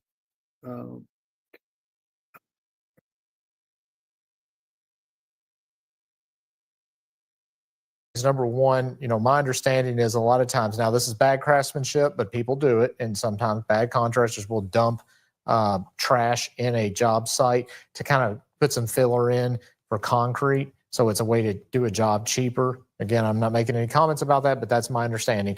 Oh, shit. Hold on a second. God, I'm an idiot. Here we go. All right, I'm sorry. So I got this scrolling across the bottom now. This is Heather's GoFundMe page here. Sorry, I completely forgot about this. I don't know what happened to me. I'm scrolling across the bottom here. Heather's not feeling all that great. So we've had two benefits for her, and I think we have another one. There's another one scheduled. So Heather's an amazing person. So sorry, my cat was saying hi. Okay. Hi, cat.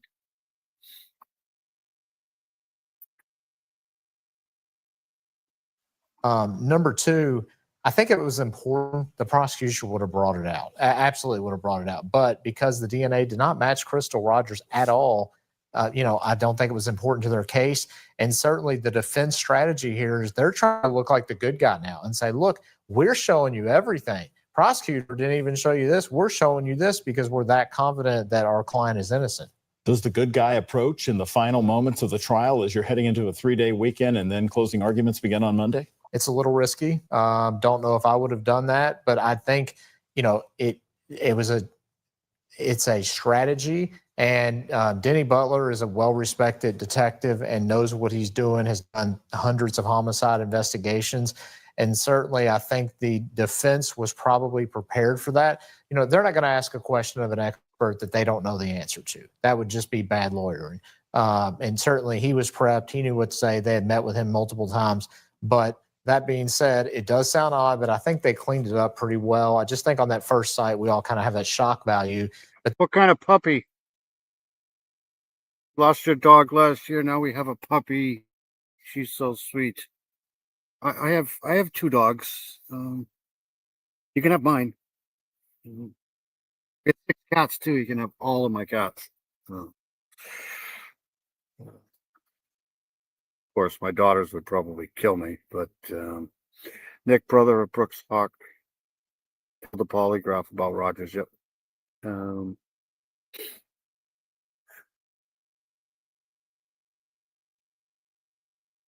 Yeah, it's tough. Pets are. It's tough to have pets because they're not going to live forever, and they're like family to some people. But then when you dig a little deeper, once you kind of reasonably look at the explanation, it makes sense. So what do you think's going through the jury's mind right now as they go into this next 3 days? Terrible. Is it Is it the fact that the DNA didn't match to Crystal Rogers, or is it the fact that women's clothing was found under concrete at a site where Brooks Houck was operating? Well, if they look at it from a objective That's perspective terrible. here, they should say, hey, nothing to this was related to Crystal. And my understanding is the clothing found and that things of that nature were a much larger size than Crystal, so it wouldn't have matched her in terms of size and things of that nature. So that being said, it does still stick in the jury's mind. They've gotten so much evidence. They've been inundated for almost 7 days now of just witness. I mean, how many witnesses, Doug? I think over 30 something, maybe. Well, the last I was counting was that we were. Yes, we love Barb too. Barb's amazing. I got to get together with Barb so we can go over the Timothy Dees thing again here soon. I also want to do the Evansdale case again, go over that. Some of the cases that the 4-4, some of the cases that seem to have stopped with the attention thing. So, yeah, you can have my Shepherd. I spent $3,500 on this thing, and it's the dumbest dog I've ever had in my life. He's cute, though. I mean, it's probably why he's still alive. We're at witness number 32. Yeah, I think we're past that now. Right. And even the females in this house hate the dog. So he's and they love every animal. So they don't hate him. It's just he's just dumb. Whoops. I mean, 2.5 dozen witnesses, or maybe 3 dozen now. So, they're going into the weekend with just inundated with so much information. And especially, remember, the last 2 days have been really nothing but almost experts. We did hear Brooks Houck's sister, but it was expert after expert, a cell phone expert, a KSP, telling the truth, credibility expert with witnesses and tactics. Now we got this expert on investigative techniques. So it's a lot of information. Have a good night, John Paul. Thanks, buddy, for everything you did tonight for Heather. Really appreciate that.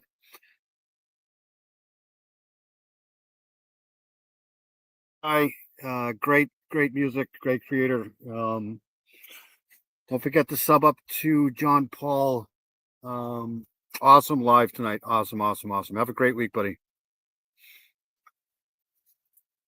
They come at a jury, and certainly it's a lot to weigh on their minds.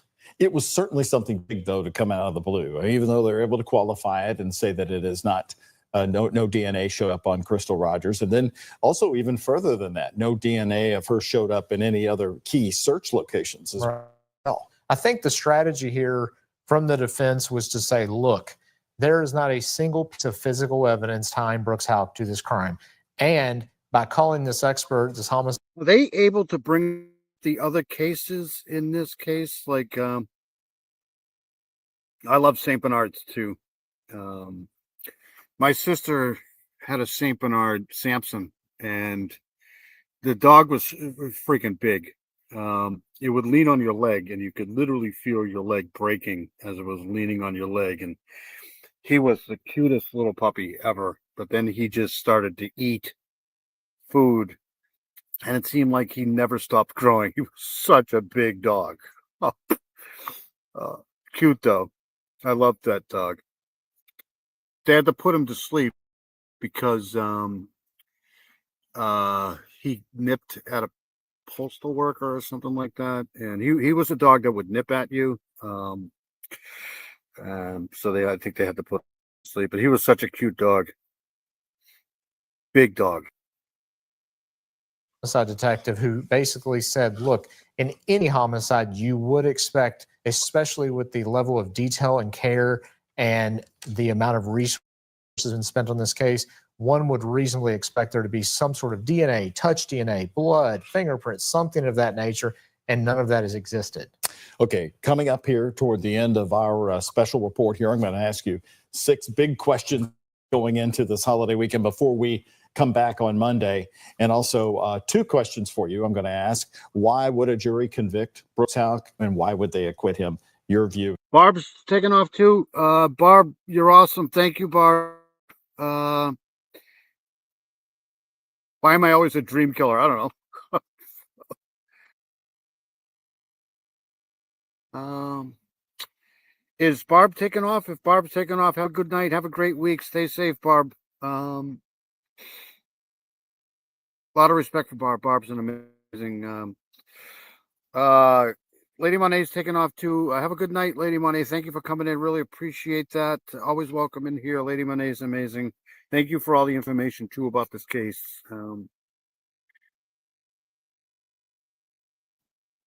As we're getting ready to go in here, but right now I want to go back to Bowling Green, Kentucky, and Shay. So we'll keep an eye on this case here, but it looks like they're going to have this will probably be over midweek or so, and then we'll hopefully some sort of a verdict here. So let's go to stop sharing this. I want to go to this other douchebag here. Hold on a second here.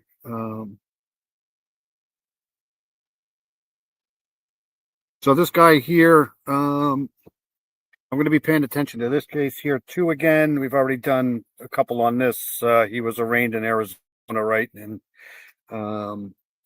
so Barry Morphew smiles big as he faces judge for wife's mysterious unaliving here. This is going to be a tough case too here. So this was done 8 hours ago. Barry Morphew is once again facing unaliving charges in Colorado for the unaliving his wife, Susan, whose body was found in a shallow grave in 2023, 3 years after she vanished on Mother's Day. Can you imagine that? Investigators now allege Morphew used a tranquilizer chemical called BAM, no shit, which was found in her remains, and say he was only private citizen in the area. Unbelievable. This guy here. So here we go. This is from Law and Crime, and this is I think this is in Raymond here. He is once again charged with murdering his wife. But this week, he flashed a... This lawyer's good too, though. This is going to be a tough case. This is going to be this is definitely not going to be a slam dunk here. Big smile in the courtroom. His wife, Suzanne, vanished on Mother's Day in 2020. Her body was found in a shallow grave in 2023. Barry has not only maintained his innocence, but pleaded for her to be found when she was considered missing. Suzanne, if anyone is out there that can hear this, that has you, please do whatever it takes to bring you back. What may have him feeling so confident, especially considering the evidence prosecutors say ties him directly to the death of his wife? We're on the case presented by Law and Crime. I'm Chris Stewart.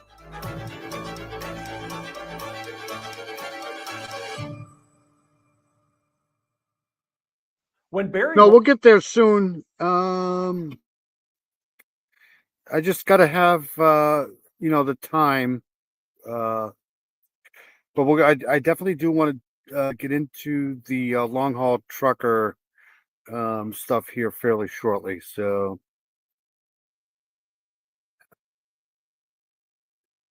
Morphew was arrested on June 20th for the murder of his wife. It was the second time he's been accused and charged in connection to her death. His defense responded by saying, this is the same old, same old. They said to CBS Colorado back in June, yet again, the government allows their predetermined conclusion to lead their search for evidence. Barry maintains his innocence. The case has not changed, and the outcome will not either. We'll talk about Barry's interesting body language in court this week in just a moment, but the truth is, even though his defense saying this case hasn't really changed, there is a lot more evidence this time around for prosecutors that they have now in 2025 that they didn't have when Morphew was originally charged in 2021. And to understand that and to lay all of that out, we need to go back to when this story first became national news. Barry and Suzanne Morphew seemed to have a perfect life. They had 2 daughters, and they lived in Salida, Colorado. I mean, this place, it is a postcard. I've been there. It's gorgeous, incredible views, and it's an awesome spot if you're someone who loves the outdoors. In fact, when we go back to Mother's Day 2020, Suzanne had recently picked up mountain biking. It was on that day that law enforcement received a call from neighbors who had spoken with Suzanne's daughters, and they were worried because they hadn't heard from their mom. Police responded to the Morphew house, but no one was there. There was also no signs of forced entry. There were no broken windows. The door was locked, and Suzanne's car was in the garage. Later that day, Police found Suzanne's bike. It was less than a mile from her home, and then her helmet was found 0.8 miles away from her bike.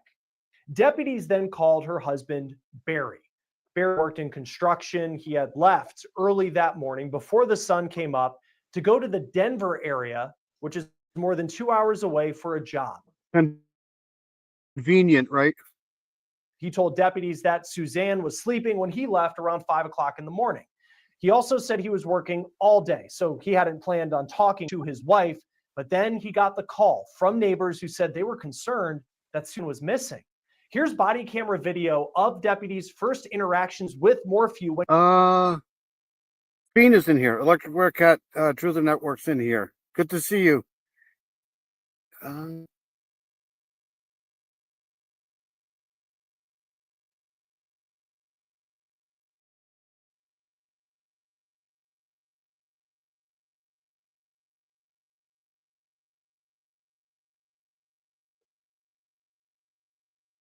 When he made it back to Salida, I want you to listen closely. Where is it? Where's the bike? Oh, it's right there. Where was it? It was like just right down here. Slow embankment right here. This guy right here isn't fooling me at all. He never has. This is just one of those cases where, again, this is Colorado, right? So, law enforcement is just incompetent most of the time, just incompetent. But hopefully they can turn this into a guilty here. But it's not going to be easy. Yes, we got the husband on scene here with me.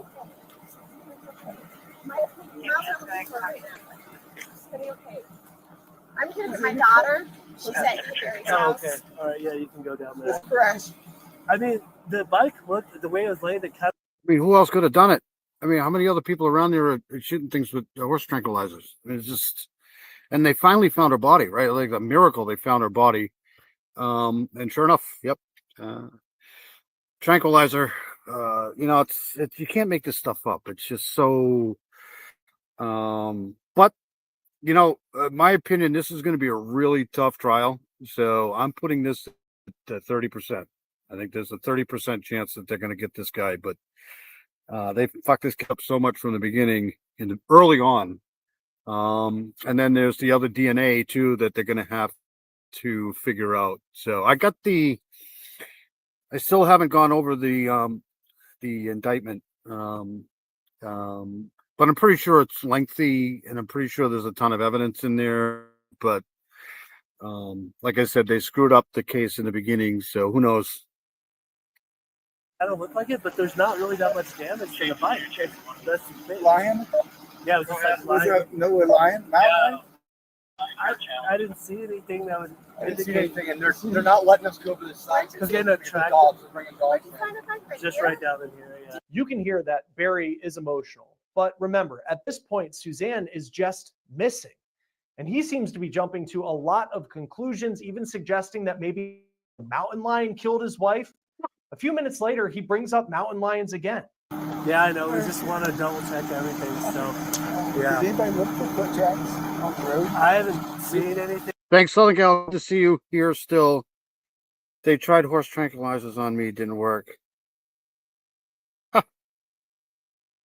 Thank you, Dawn. Thank you, Southern Gal. Southern Gal's amazing, too. Pretty sure everybody here is subscribed to Southern Gal. Is amazing. I got to try to make your Monday night live here.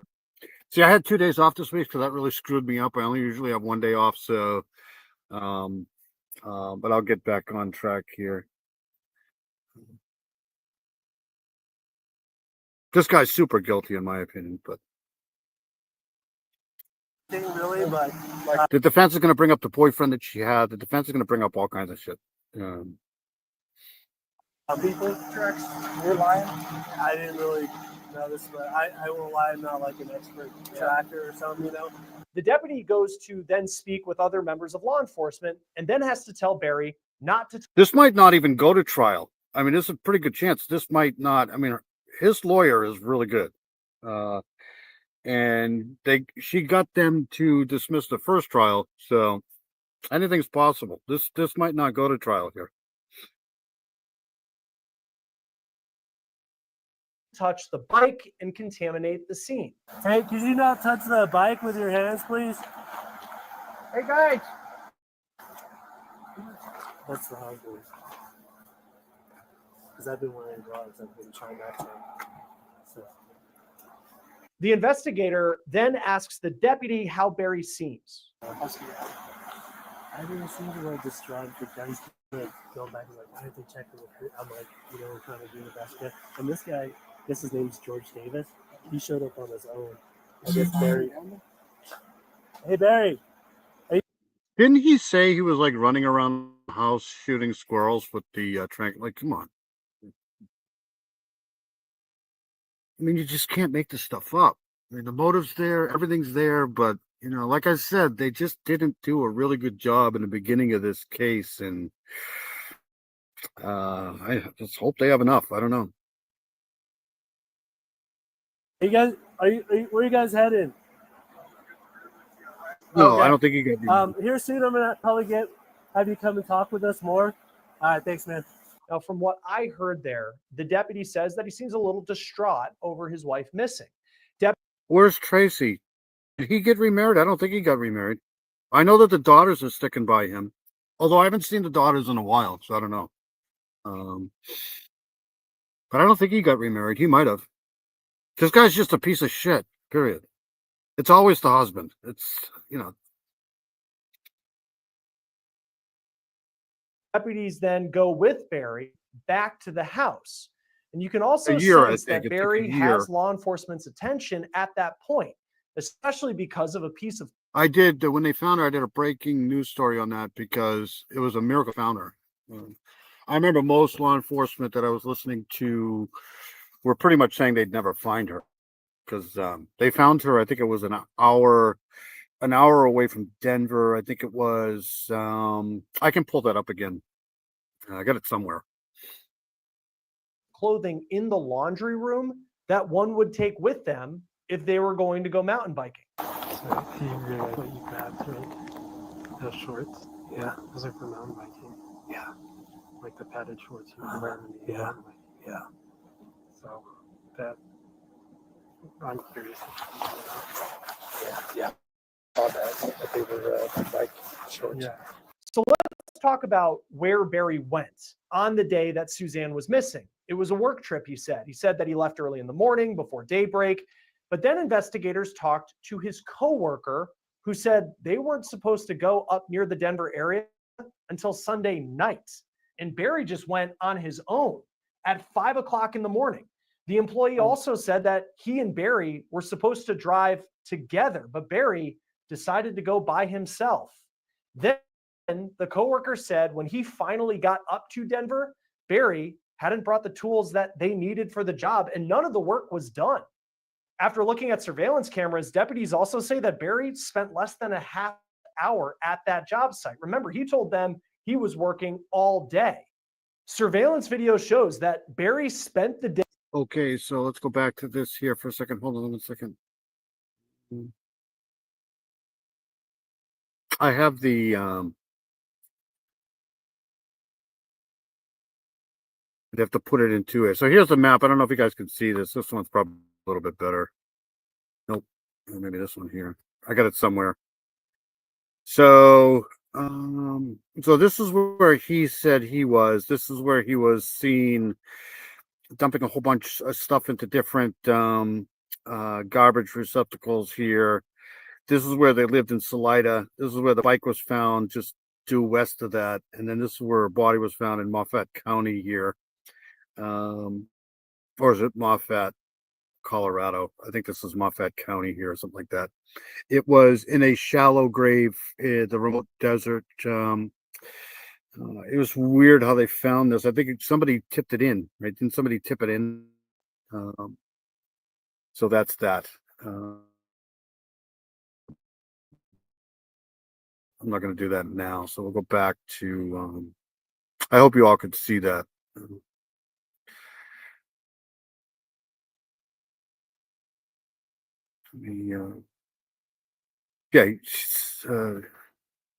Put it this way, he did everything possibly wrong, but still, you know. McAllister, who's also covering the case there in the courtroom. All right, hold on a second. Let me get with it here. Sorry.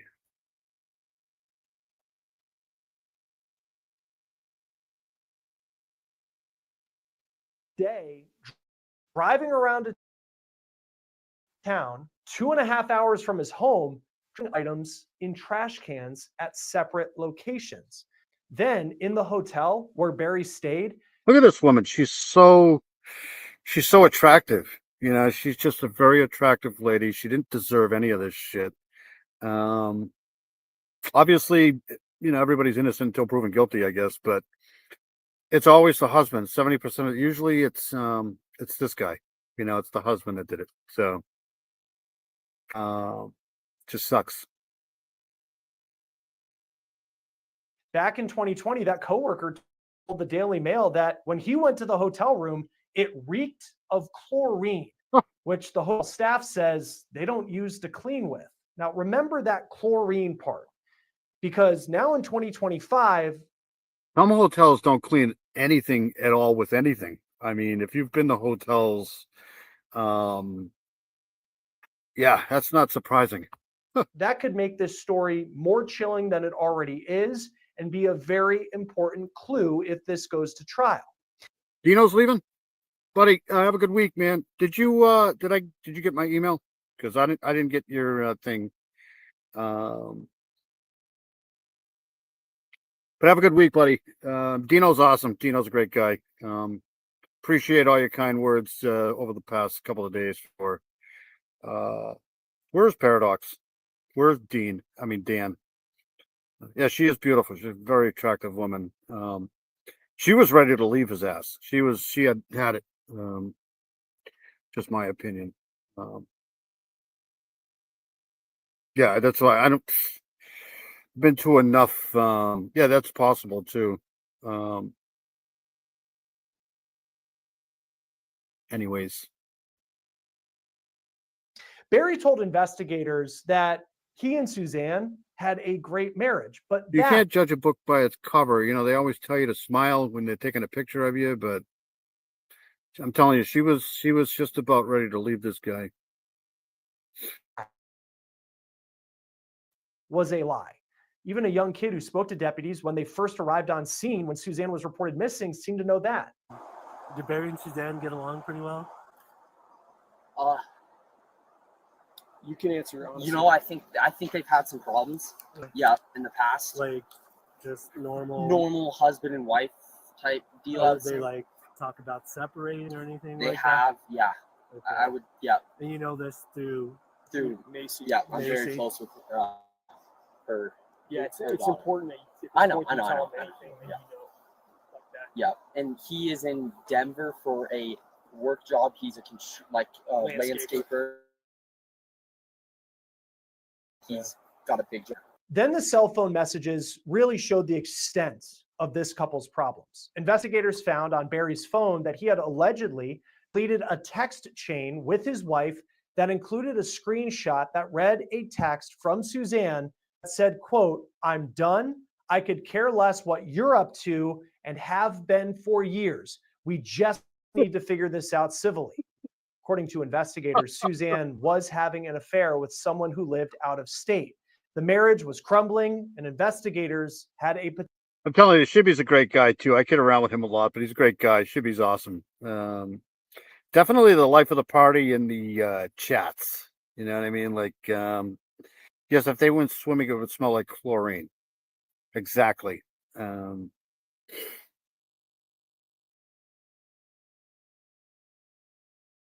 But hotels are probably the best place to get some sort of. I mean, they're just cesspools of dirt, and just. I don't like hotels at all. Potential motive if they believed that Barry was the one responsible, even though Barry, at this point, by the way, was going public, looking for tips, looking for information that could bring his missing wife home. Oh, Suzanne, if anyone is out there, I can hear this. Guy is such a fucking liar. My God, I can't stand this guy. Just can't. This that has you please, we'll do whatever it takes to bring you back. We love you. We miss you. Your girls need you. No questions asked. However much they want, I will do whatever it takes to get you back. Honey, I love you. Does anybody believe this guy? I mean, could you have any less enthusiasm about what you're saying in this? Just, I don't understand.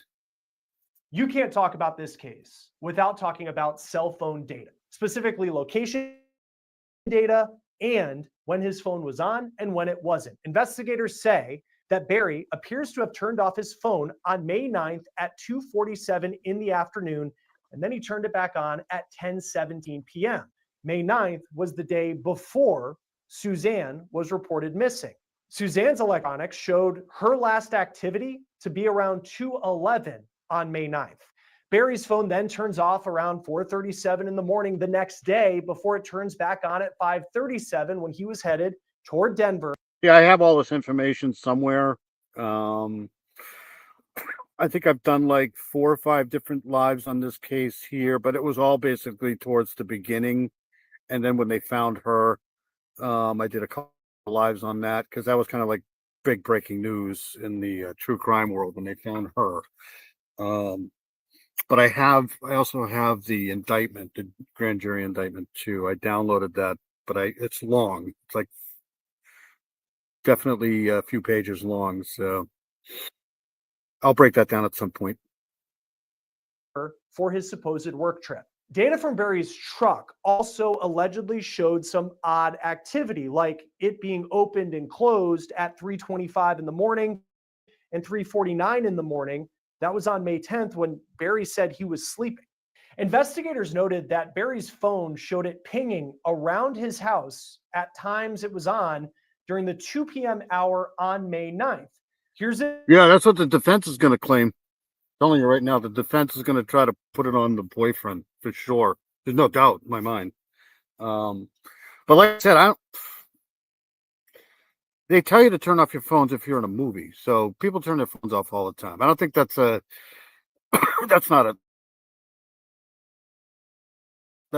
mean, it's more, what do they call that kind of evidence? Non-sequential evidence or I mean, it's just not a factor really. It would be something in the lines of, if they even go to trial with this, to be honest with you, this case has had troubles right from the beginning. Image of what was presented as evidence back in 2021. Barry said he was chasing chipmunks around the house with a gun because they were a common nuisance. And at that point, Suzanne was sunbathing. Then you have this evidence that very much ties into what Barry is now facing in 2025, a needle cap that goes to a tranquilizer. I got to play that again because that's fucking hysterical. You just can't make this stuff up. You just can't do it. Investigators noted that Barry's phone showed it pinging around his house at times is on during the 2 p.m. hour on May 9th. Here's an image of what was presented as evidence back in 2021. Barry said he was chasing chipmunks around the house with a gun because they were a common nuisance. And at that point, Suzanne was sunbathing. Then you have this evidence that very much ties into what Barry is now facing in 2025, a needle cap that goes to a tranquilizer dart that the authorities found in the dryer, which they believe came from Barry's clothes, specifically in the pocket of some shorts. That's what I'd say. It's exactly what I say if I shot my wife with a tranquilizer. Yeah, I was chasing chipmunks. I'm sorry, man. Investigators arrested Barry May 2020. They believe what really happened was that Barry shot Suzanne with a tranquilizer gun, then chased her around the house until she passed out, then killed her and disposed of her body. The daughter who lived at their house was also out of town the weekend all of this happened. Yeah. Even though there was a lot of evidence pointing to Barry Morphew, and you can see why investigators saw him as suspect number 1 in the disappearance of his wife, back in 2020, 2021, this was a circumstantial case because Suzanne's body had not been. There's certain things that like just send me off. That's one of them. The guy jumping over the judge's bench. Remember that? It's just hysterical. You can't make this stuff up. You just can't. That's got to go down as one of the lamest alibis ever, right there. Chasing chipmunks around the house with a horse tranquilizer gun. Okay. Sure. Now, and the charges didn't stick. And it wasn't for that lack of evidence. In April of 2022, right before Barry's murder trial was set to begin, Dumbass. prosecutors said they couldn't go forward with a trial, and they asked for the charges against Barry to be dropped. And it turns out the district attorney. Dude, this is the problem right here. It's so the prosecution. At the time, did not turn over Talk about ruining a case, right? evidence to the defense, and several of the state's witnesses were barred from testifying. That DA, her name was Linda Stanley, she ended up getting disbarred over all of this. And Barry walked free. But it wasn't because there was some piece of evidence proving his innocence. In many ways, it was this legal, procedural technicality, though an important one. The judge said that prosecutors could one day refile charges if they want. I can just hear how Southern Gal just said that with her accent. What a dumbass. That's fucking classic. And that leads us to where we are right now. Barry arrested in Arizona in He said that because he thought he put her somewhere where no one would find her, right? But they found her. June, and now he's back in a Colorado courtroom. And let's go through some of the evidence that prosecutors now have that they didn't have back in 2021 when he was first arrested. On September 22nd, 2023, Suzanne Morphew's body was found. It was in a shallow. I don't know if it's going to be televised or not. I don't know if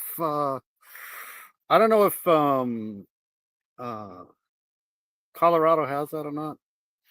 It's possible. But they use dogs and psychics. Yeah. I mean, look at this woman. She's just so attractive. She had no reason to be unalived. It's just crazy. Grave a few hundred feet off a road. Investigators say the majority of her bones were recovered, but they were significantly bleached. Bleached could mean a couple of things. I recently talked with Joseph Scott Morgan. He's a former medical examiner. He often comes on the case with us. And he told me that bones could be bleached because of exposure to the sun. But also, you think about that chlorine smell in the hotel room of Barry Morphew in Denver. Could Barry have tried to cover up his alleged crime using bleach? It's something to think about, and we're still waiting to learn more from prosecutors on that. Along with her bones, deputies found a cancer port, which majority of her bones were recovered. Many of the bones were significantly bleached. That'll be contested there, the bleaching thing. Along with Suzanne's bones, law enforcement recovered a cancer port of items of clothing, some of which were consistent with bike clothing Susan was known to wear. So, yeah.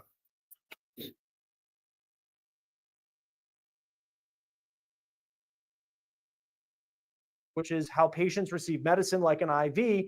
That's what I got to get for the channel. I got to get a really good examiner up here. That's what I got to do, because some of this stuff, well as bike clothes that she was known to wear. Then there's a new twist in this story, in this new indictment, that claims to show that the clothing lacked evidence of decomposition, which they believe means that she was not wearing those clothes at the time that her body decomposed.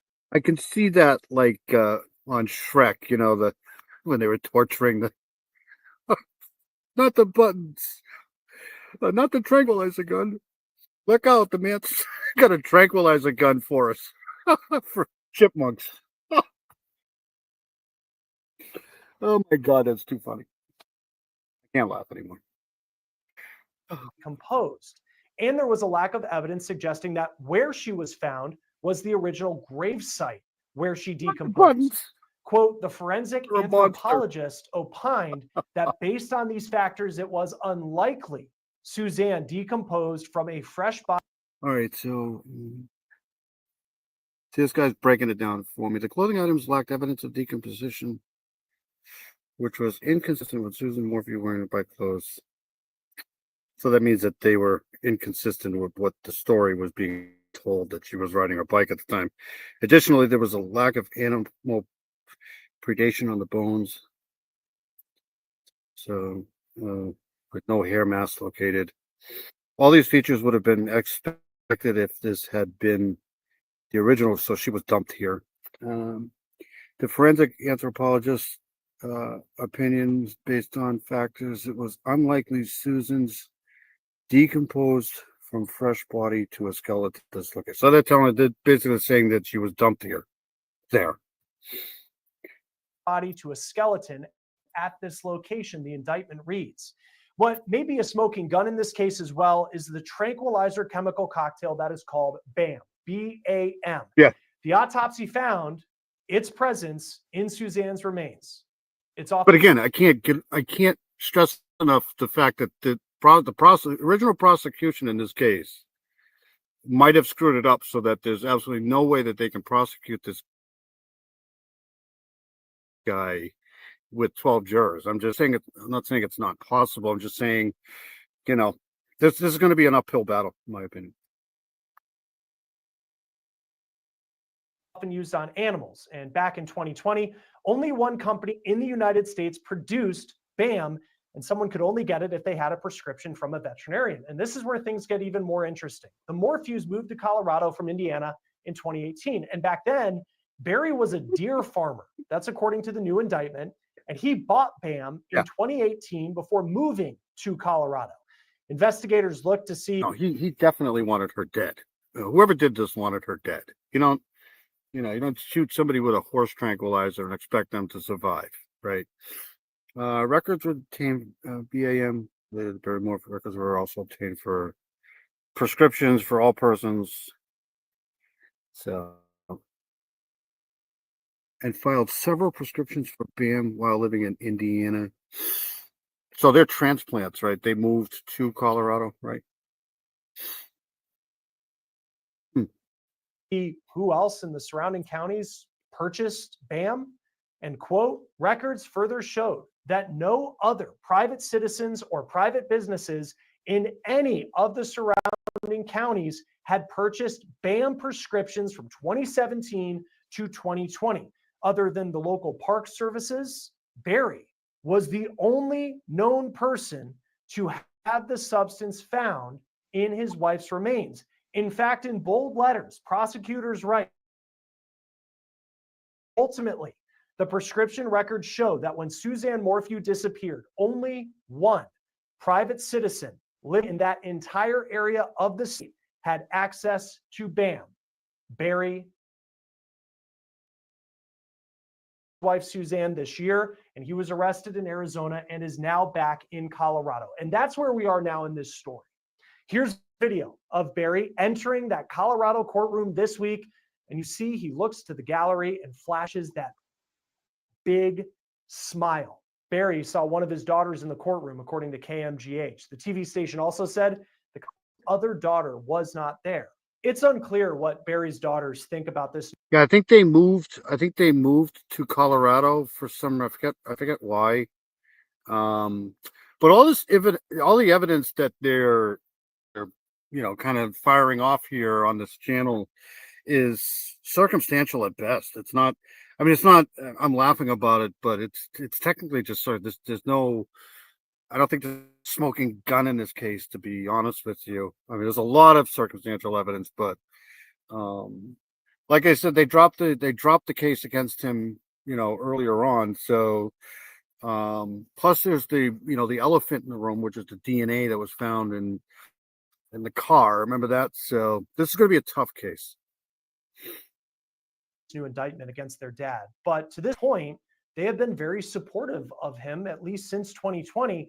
After charges were dropped in 2022, they went on Good Morning America with their dad, and they continued to say he was innocent. Just love my girls. He's this guy. This guy. He's not fooling me, man. This guy. This fucking guy. Oh. I don't know if I can watch this guy. It's just so funny. It's not funny. It's just absolutely annoying. But watch this. This is going to be the funniest thing you're ever going to see, right? Hold on a second. All right, watch this.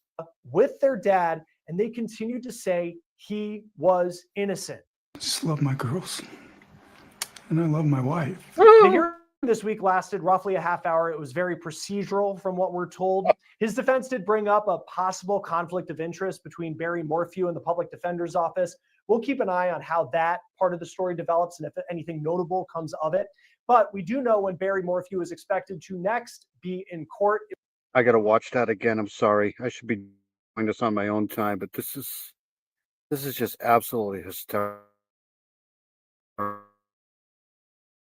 Yeah, all right. Never mind. I'll watch it later. It's just It'll be funny. on September 2nd. His defense Oh, God. requested 60 days to go over the case. Joining us now is Colorado-based criminal defense attorney Eric Faddis. Always great to have you on Law and Crime. Thanks for joining us on this one. I know It's Miss JC Ann. Hi, JC. Good to see you. The Oscar goes to Oscar. Oh my God, Southern Gal is too funny. Miss JC Ann's here. She's got a great channel. Awesome person. Always good to see her here in the chat. I haven't seen Charlotte around for a while either. I hope she's okay. Good to see you, JC. Always good to see you. Feel free to throw your channel in here. No, Barry Morphew's defense has released a statement saying this is kind of same old. And that goes for everybody. If anybody's got a channel, anybody knows got a channel, feel free to throw them in the chat to promote the channel. I have no problem with people promoting their channels in here. Great creators in here. We got Southern Gal in here. She's an awesome creator. We got Jocelyn in here. Paula's in here. Miss JC Ann's in here. Everybody.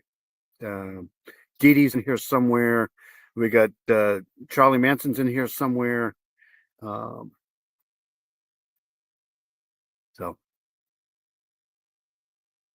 much better than I am, that's for sure. But I try. We love Heather too. Heather's in here somewhere. Hope she's okay. We love Heather. Same old to when his charges were dropped in 2020. And we got Heather's GoFundMe scrolling across the bottom here. We had a couple of good days for the benefits. We had 30 Diana and Charles doing their thing Thursday night, I think it was. And then John Hanson was in here. He had a live tonight too, promoting this GoFundMe here. So. And the case that he faced then, how does the case in 2025 compare to the first time he was charged with his wife's murder? Chris, there are a lot of similarities between the old case and the new case. There are some new developments as well. So in the new case, does Trial Junkie have a channel too? You're gonna go live tomorrow to discuss. Okay, hold on a second. I'm gonna go live tomorrow to discuss Kelsey Barrett, the missing still from Colorado from the same time as Watts happened, and all the Kohlberger things probably. Okay. Oh, you're welcome, Heather. So throw your channel in here if you want, JC. Thank you, Trial Junkie. I have zero problem with promoting other channels. Best thing we can do is get the word out. I know Southern Gal does a freaking tremendous job on the missing cold case stuff, Arctic Fox, True Crime. Another great creator. We love Farmers Good too as well. So I have no problem with promoting some of these great channels at all. they did find Suzanne Morphew's body. They didn't find her body until a year after the alleged incident. But according to forensic analysis, her body had this presence of a tranquilizer in it that the prosecution is saying really can only be connected to Barry. Okay, so she does have Trial Junkie does have a channel right here. Oh, you're welcome. I'm going to go live soon to talk about electric Bearcat. Awesome. I was the best? No, I don't think so. Southern Gal's the best. Miss JC's the best. Necessarily Evil's the best. Dirty Diana's the best. She's probably dead tired. I mean, she's done a lot. Dirty Diana's done a lot this week with putting together, I mean, her and Charles, all of the Heather stuff. I know Dirty Diana's a lot, 15 hours. That's tough to do. So shout out to all them.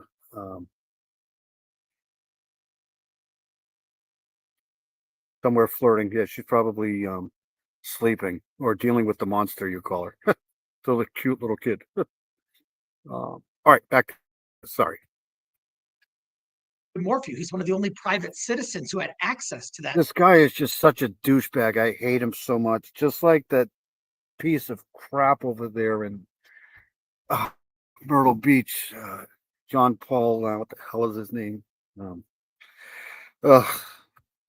Tranquilizer. So I think the prosecution is really trying to tie this in more directly to Barry Morphew, and that development The preacher guy. was surely a gift for the government. It really was. He just got married to the woman that can't make that stuff up either. Were you surprised he was charged back in 2021? Because there is a lot of circumstantial evidence. It's frankly just bizarre, kind of his whereabouts the day that she went missing. I can totally see why investigators pointed, but you didn't have a body back then when he was first charged. What did you make when you go back a couple of years to that moment that he was first arrested? Chris, to me, it seemed like the government kind of jumped. Diana's awesome. She's done such a great job with her. She has such a great channel. She tells me I can't promote it, but she's awesome. The gun in the first instance in filing this case. Certainly there is some circumstantial evidence, some suspicious activity, that kind of thing. But we're talking about a murder charge, murdering your wife. And you got to make sure you have the goods when you're going to file that charge. And ultimately the government didn't. Because I agree. I agree with everything this defense lawyer is saying. It's going to be tough. I just think he's guilty. I got him as high as like 70%. That's in my, 70% for me is almost like 80%. So could it have been somebody else? Sure. I mean, but you'd have to, literally have this huge conspiracy that somebody planted that. It's possible. It's possible that somebody else was running around with a tranquilizer trying to kill chipmunks, but I doubt it. I don't buy it. they dismissed their initial case. And so, I think it was a bit of a hasty move on the government's part in the beginning. But now they believe they have their ducks in a row, and they believe they have what they need to cross that finish line. And for those who have just been getting back up to speed since Barry's arrest last month, when his charges were dropped in 2022, the prosecution requested the charges be dropped right before he was supposed to go on trial. The district attorney— Let's wait for the chipmunks to run in the road. They sometimes look like they're willing to die because they get in the road and then they figure out that they don't want to go that way. They want to go just run them over. That's what they want. So at the time ends up getting disbarred related to all of this. What happened that led to that? Oh gosh, it was a huge mess. Quite the debacle. Really a significant controversy here in Colorado, where I practice. It was. Thank you, SG. Yep, he tried to go on to live his normal life. Not saying they won't get a conviction. I'm just saying it's going to be tough. They may try to settle this one too. This may be one of those plea bargains where he pleads down to the lesser charge or something like that. In the papers and everything. So what happened was the elected DA according to court rulings, had withheld important evidence from the defense, including evidence that could tend to show that Barry Morphew was not guilty. For example, there was evidence of other male DNA that is associated with Suzanne Morphew's vehicle. That's a good question. I know that she was having an affair, but I don't know if money was the motive here. I'm not sure. I don't trust anything this Barry Morphew says, but it's possible.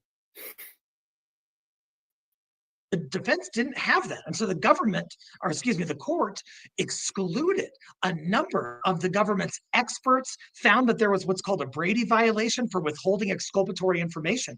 Ultimately, Linda Stanley, the elected DA, had made prejudicial public statements, which is also prosecutorial misconduct. And that constellation of factors led to Linda Stanley ultimately.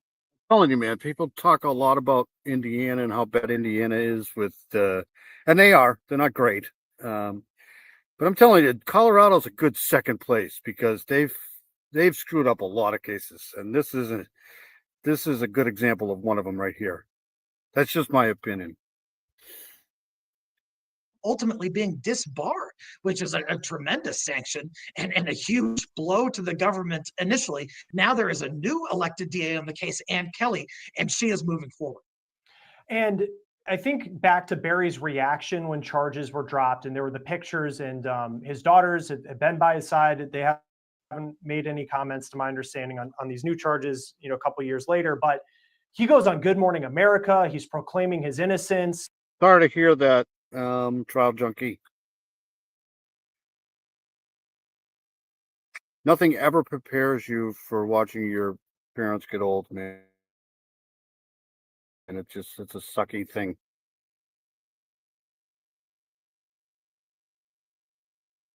To me, it felt like it was almost as if he was found not guilty, but the charges were dropped for a lot of the drama related to the prosecution. What did you make of how Barry Morphew has played this, even to now, where he was in court this week and he had a huge smile on his face when he walked in the courtroom?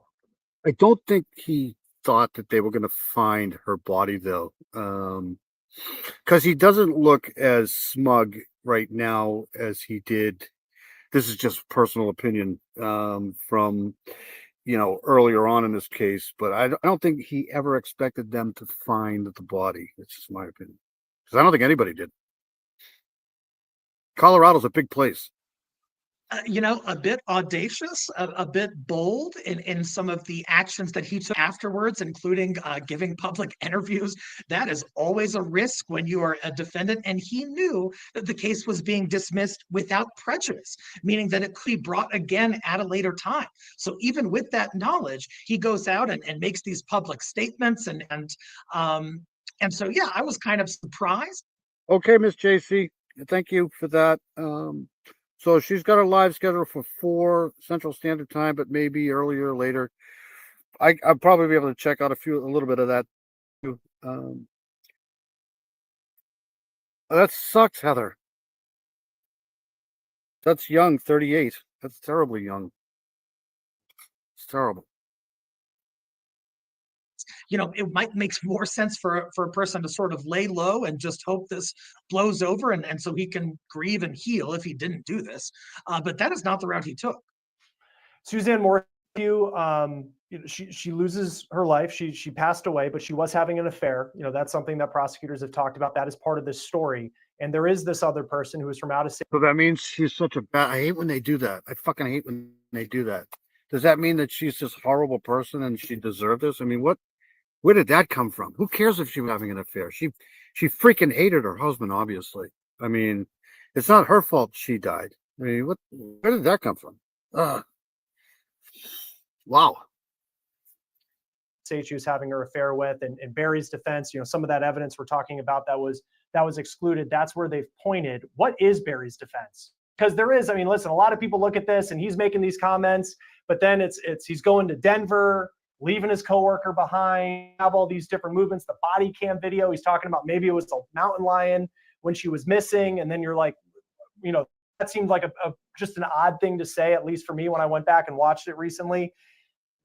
How does Barry Morphew's defense team handle this case? Initially, they were sort of asserting that this may have been a missing persons case, that Suzanne may have just. Pretty sure he was having an affair too. I'm pretty sure. Like, I wouldn't doubt it.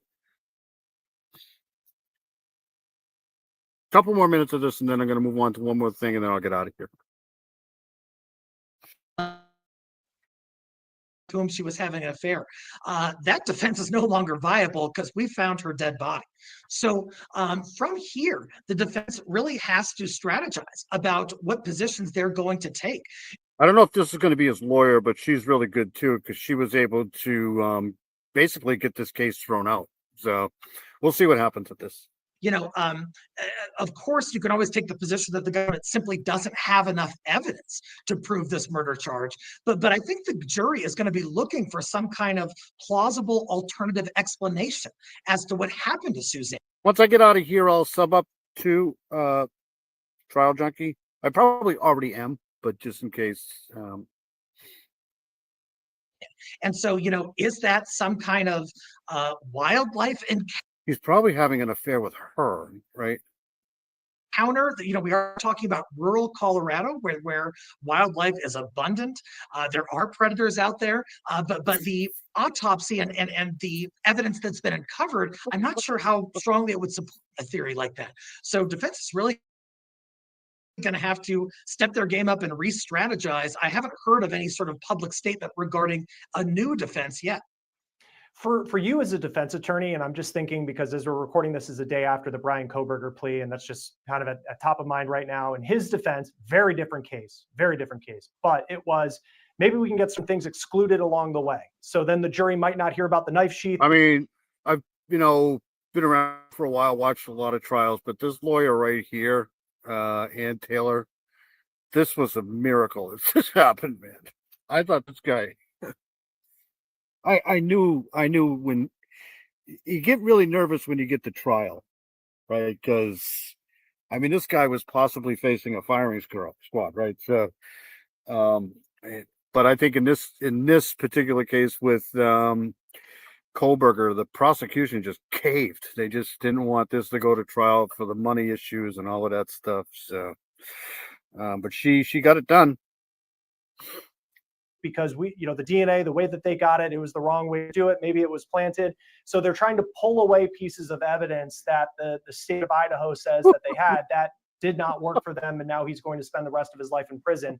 Very different case, but involving Barry Morphew, where you have circumstantial evidence, but a lot of things that point to. My God, it sucks so bad. Is there anything that stands out to you? Heather, you poor thing.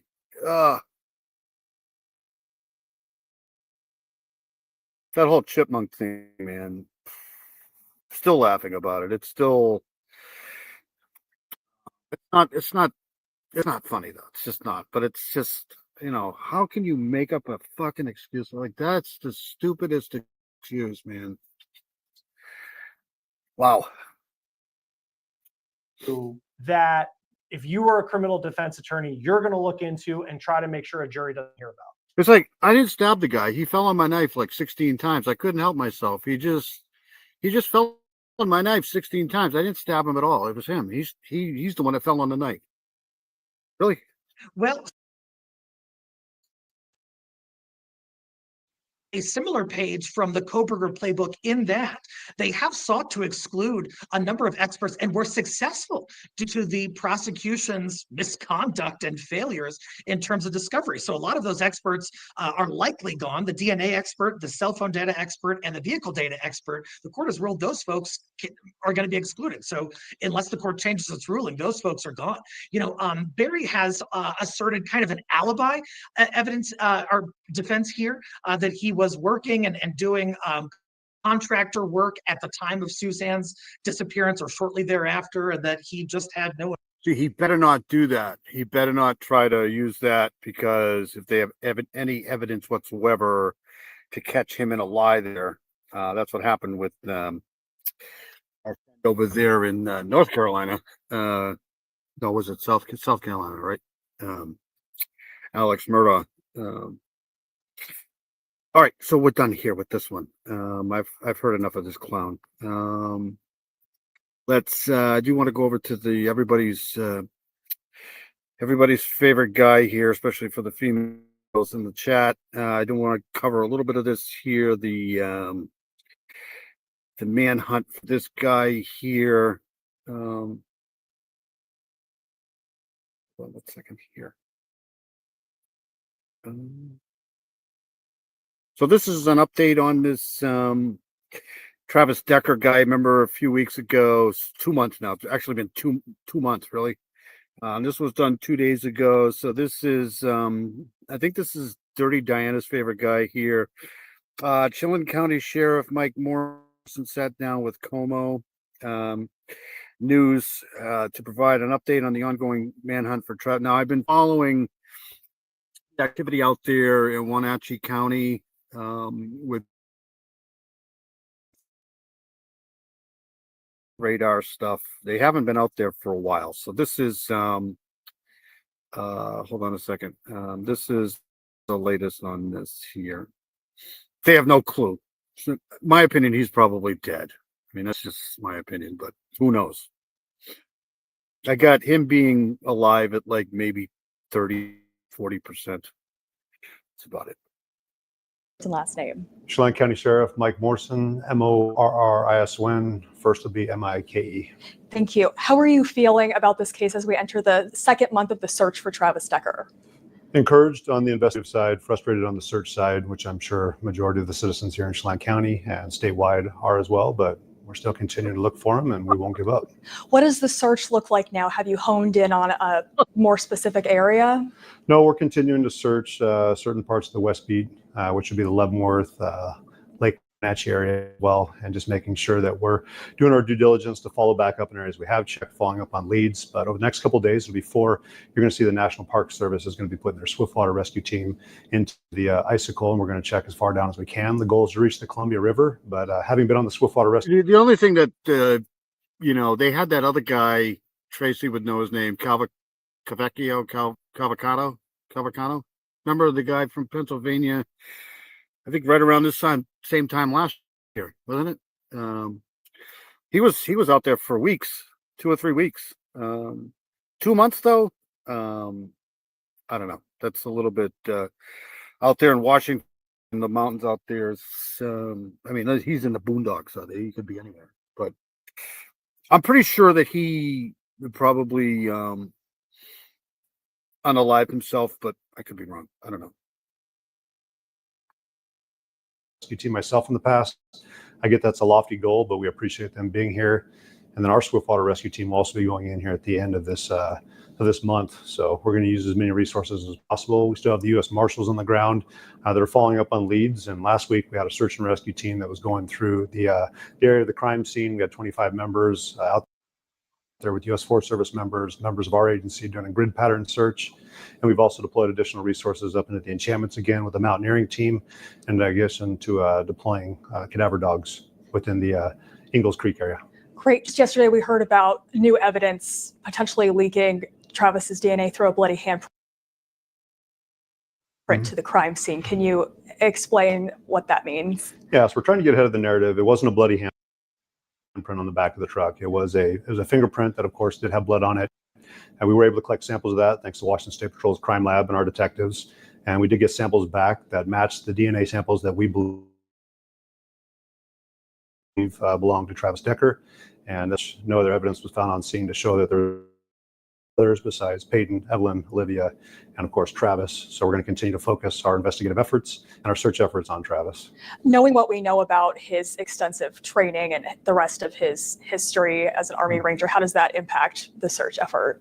Well, we're pretty confident. We're coming in with a search and rescue team and the U.S. Marshal Service. It also has Special Forces members on their team, several of which passed the first time they went through. We like to point out that Travis did not post passing grades when he went through Ranger School, was not classified as Special Forces, but we do have Special Forces members, former, that are part of our team, part of our agency.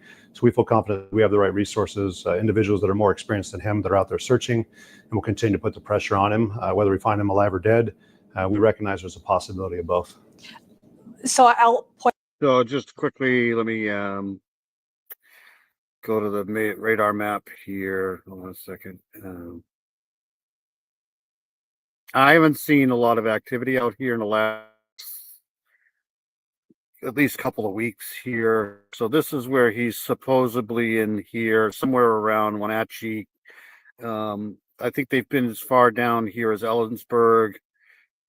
But I don't see, this is just a regular private copter here. It's an Airbus, so it's probably some sort of a, maybe that's a flight med or something like that. And this guy here is just another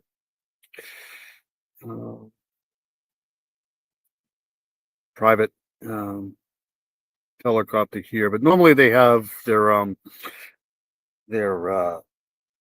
sheriff's office helicopter out here, but I haven't seen anybody out here in a while. So I don't want to say that it's not as active out here as it was, say, 3 or 4 weeks ago. They were all over the place 3 or 4 weeks ago, but yeah, he's probably dead. So let's go back to this here.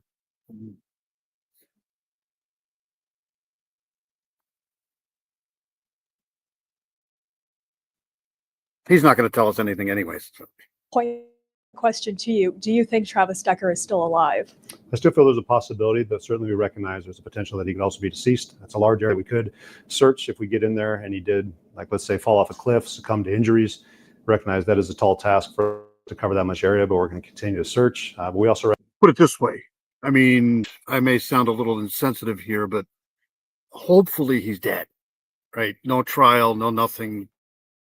It'd be nice to recover a body that way, either way, but let's hope for the best. Recognize until he's accounted for. Those poor kids, just another one of those, headbangers, right? 3 little innocent kids, girls, it's absolutely horrible. Or he's still unaccounted for, and we're going to look for him. Could this potentially be a years-long search? Well, months? Is there any way to put a time frame on it? We're not sure. So it depends on how our searches go over the next couple of days. But certainly we recognize that in talking with U.S. Marshals, reviewing other searches that were similar to ours, that there is a potential that they go on for months, they go on for years. I've talked about it before with the Eric Rudolph case, with the 96 Olympic bombing. That search went on for 5 years. We certainly do not want to see a 5-year search, but we get that we could be in for the and we're dedicated to making sure we see this thing through. So with the Swiftwater rescue team, are they potentially looking specifically for a body, or just looking up and down the waterway to see if they might see him along the trail, or what's the purpose of that? Yeah, so looking for evidence, and of course we're also looking for a body. We understand that we've had spring runoff over the last several months. The water is starting to subside. We just out paddleboarding here a couple of days ago, and a couple of our rivers that were not navigable before are now more navigable, so we can get our teams into the water. We feel there's a chance they never find him. I mean, there's nothing there. It's just mountain and more mountain and woods. And if vultures and animals haven't gotten to him, if he's unalive, then I don't know what to tell you. He could be in Canada. Who knows? Feel more confident that we're going to be able to. We'll get Shibby over there to look for him. Search a better area with the skis. Yeah, let's get Shibby over there to look for him on the skis or skates that we hadn't been able to search before. And we still have drones also checking over the rivers. So we're going to continue to do what we can, but I think it's better to have bodies in the water searching for the potential of recovering a body. Got it. You're obviously so connected to this community. Can you speak to how this tragedy has really impacted Wenatchee and the county? Devastated. I mean, I've talked members of our community out in public, and certainly they've voiced their frustration with the situation. Emotions have run high, but clearly, as we talked about before, we went on camera here, and I think it's brought us closer together. We were already close. We have a lot of support from our community, but you understand we're all suffering together. Our agencies provided resources going out and providing classes in Leavenworth, Chelan, and Wenatchee here, just talking about different resources that are available for our community, ways to talk to their children about this tragedy, because a lot of the kids that we have in our community played sports with Peyton, Evelyn, and Olivia, knew them personally. I think it's been very devastating for parents to not only deal with this, but also talk to their kids about it. And the sheriff's office wants to be alongside of them. Well, I do want more in line with our motto of the people for the people. And this must weigh heavily on the sheriff's office. I mean, what does that strain look like, and how are you offering support for our officials. deputies. Yeah. So we understand the weight of the case. We understand the stress that this puts not only on our detectives, but our deputies. Our detectives, of course, have been running 100 miles an hour since this case broke loose. They've been doing an excellent job doing follow-ups, processing evidence, working with our prosecutor's office to ensure the case is solid and ready to go to trial. And our deputies have also been out there still assisting, following up on leads, dealing with the 24/7 calls that come in, and what the community still expects is normal service. So, and we recognize it takes a toll. I mean, you're seeing it on a statewide level that officers who have been in law enforcement over 10 years are presumed to have PTSD. And that's a heavy weight. We recognize it as a profession. Over the last 2.5 years since I've been in office, we've invested over $4 million in behavioral health. So our behavioral health units expanded from 3 up to 6. We brought in resources for peer support, crisis intervention, stress management. Washington State Patrol provided their psychologist. We brought in a psychologist. We brought in peer support teams from King County, Bothell PD, and other agencies that volunteered. So we're making sure that we have resources on the ground to help deputies through this. We recognize that some may be so caught up in the incident that they're not going to be able to really process this until it's passed. And we're going to make sure that those resources are available there. But I mean, we've been providing gym memberships, built new gyms, provided access to mental health professionals, and making sure that we have VR equipment also to help process through these things. So overall deputy health and well-being is important. We don't want them to only be successful here while they're working. We want them to have that work-life balance, and we want them to be mentally and physically prepared when they do reach the point of retirement, and they can enjoy their life after, because they've provided so much, they've sacrificed so much, and we understand that we want them to be in the kind of condition where they can enjoy their life, not only at work, but after work. Absolutely. How many of your deputies and detectives are on this case?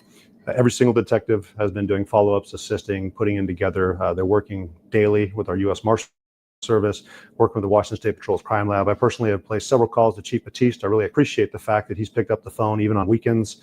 And when I've asked for them to rush something through the Crime Lab, Chief Batiste has been more than willing to assist. Washington State Patrol has been a great partner in this. I really want to make sure that we're paying some respect to that.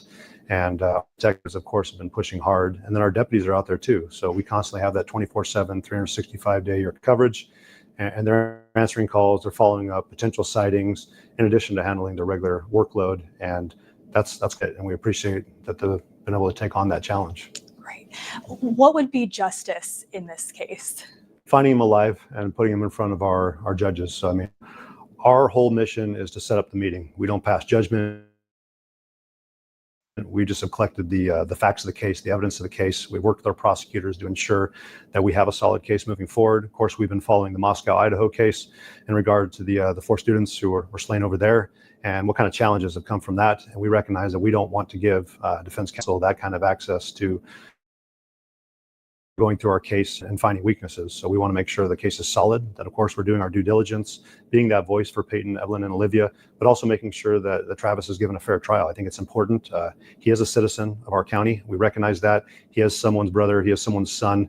He was former someone's husband, and of course was formerly a father, and we recognize that all carries a great burden on him as well, and want to make sure he's treated with respect. We're not encouraging citizens to go out there hunting him on their own or wanting to do harm from him. Let the justice system do what it's supposed to do and give him his opportunity to stand in court.